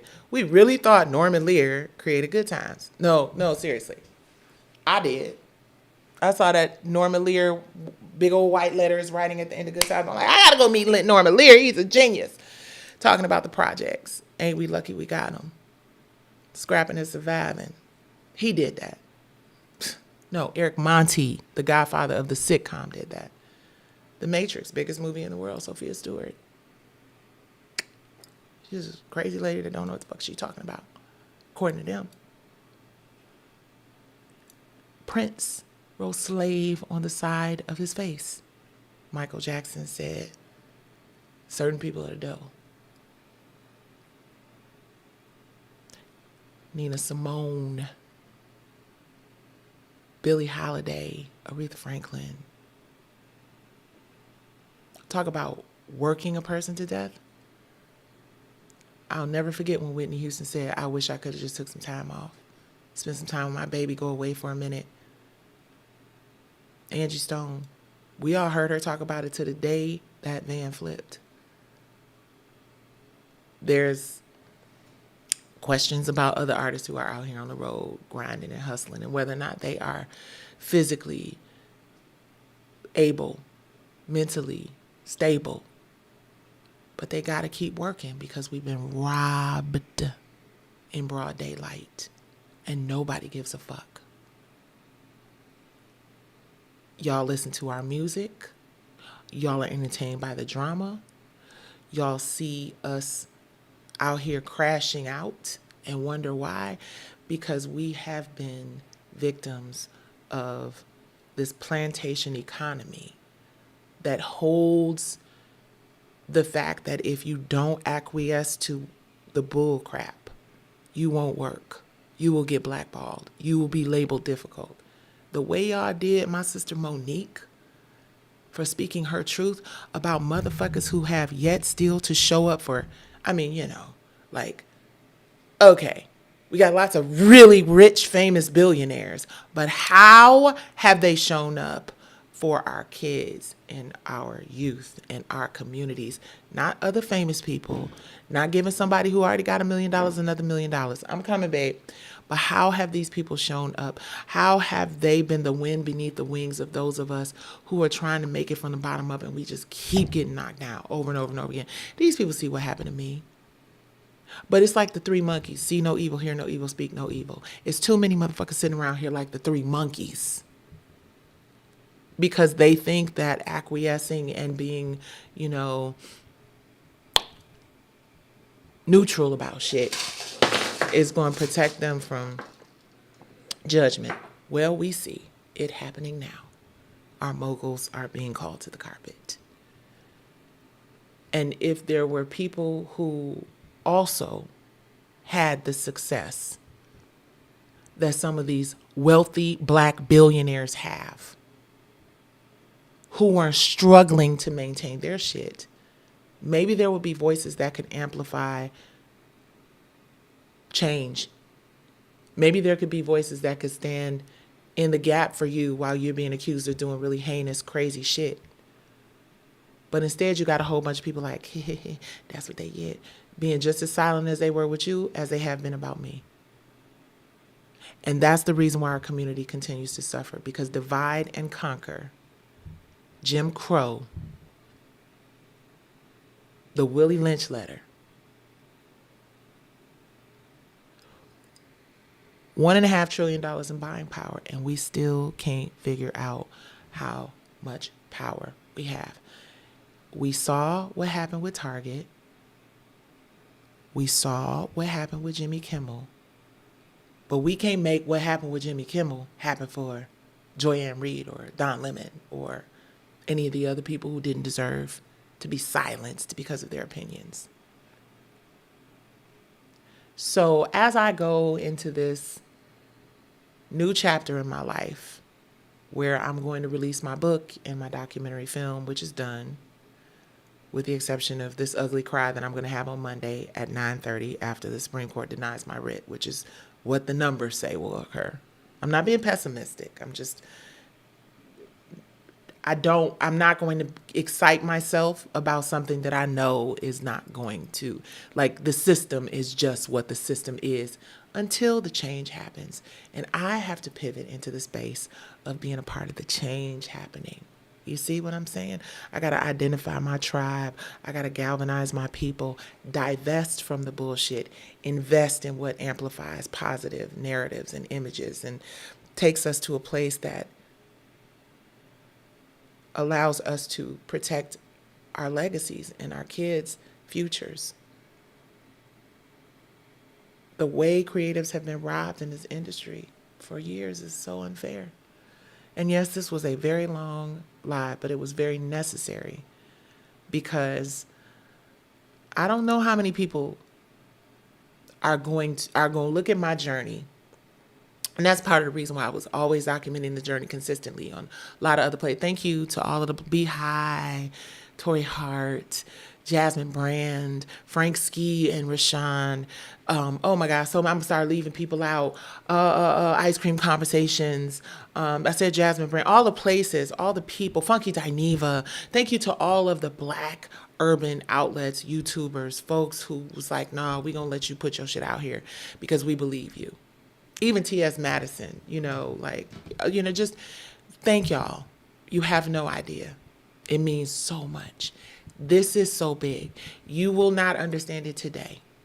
But one day, somebody is going to look at the Supreme Court writ, which I will be reading the writ tomorrow. So real quick, before y'all get out of here. So tomorrow, which is Sunday, which is the day before I find out if the Supreme Court, they went into the long conference on on Monday the 29th. They did the long conference. I was actually in the same conference. They discussed Ghislaine Maxwell.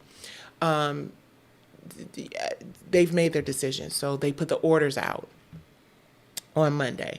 So the orders are either going to be deny, which is what, happens 99% of the time, especially I ain't no fucking lawyer. I just told my truth from my voice.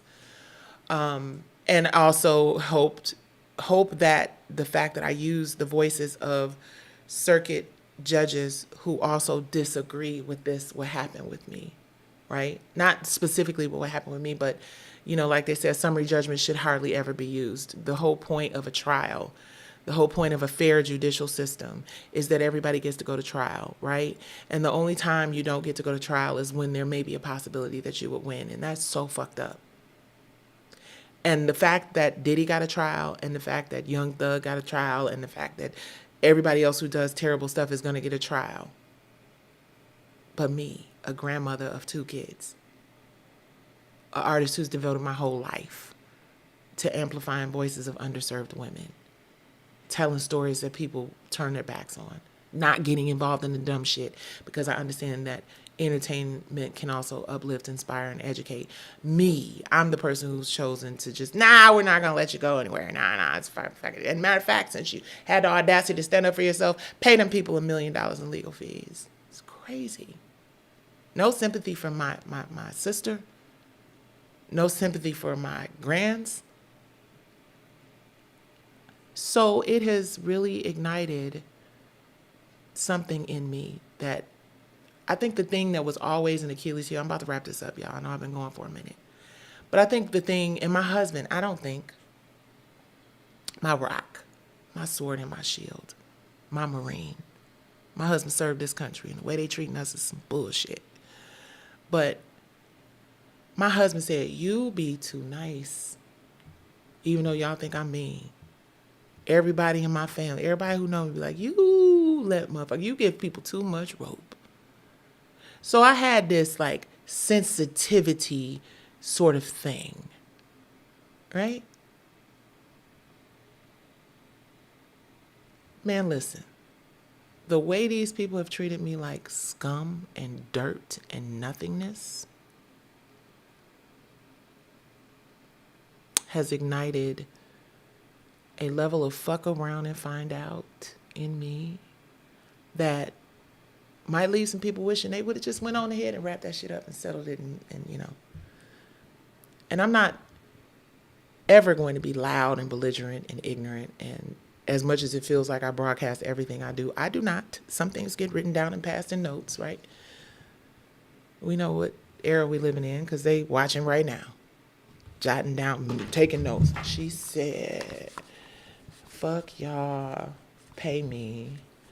She said, Katori ain't shit but a fucking lying ass thief. She said, I didn't say none of those things. I'm just acting right now. But I'm grateful.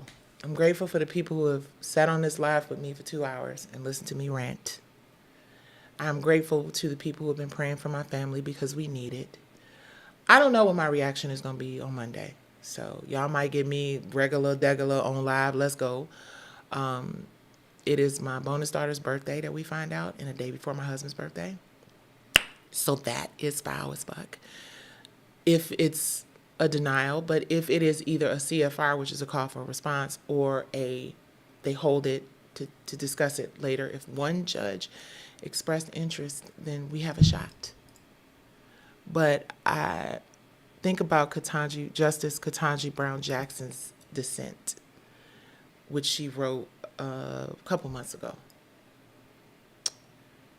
And what she said, which I hope not to be true in my case, was that the court has to really be careful about, not coming off as if, they are moving in the direction of moneyed interest and, corporations, So as much as I had the excitement of, yes, they took my case, they put it on the docket. Let's say they take my case, but they put it on the docket. They're listening. They asked me for a supplemental appendix. That never happens. I know I'm a black woman in America facing a multi-billion-dollar company with relationships and resources, and I'm fighting Goliath, literally, because I'm crazy enough to believe that somebody high enough will hear this little big-ass voice and believe that here is an opportunity to stand with the to stand with the underfunded plaintiffs, to stand with the little people, to level the playing field, because this is what I know for sure. After 5 years, with a case as strong as the one I have, you cannot win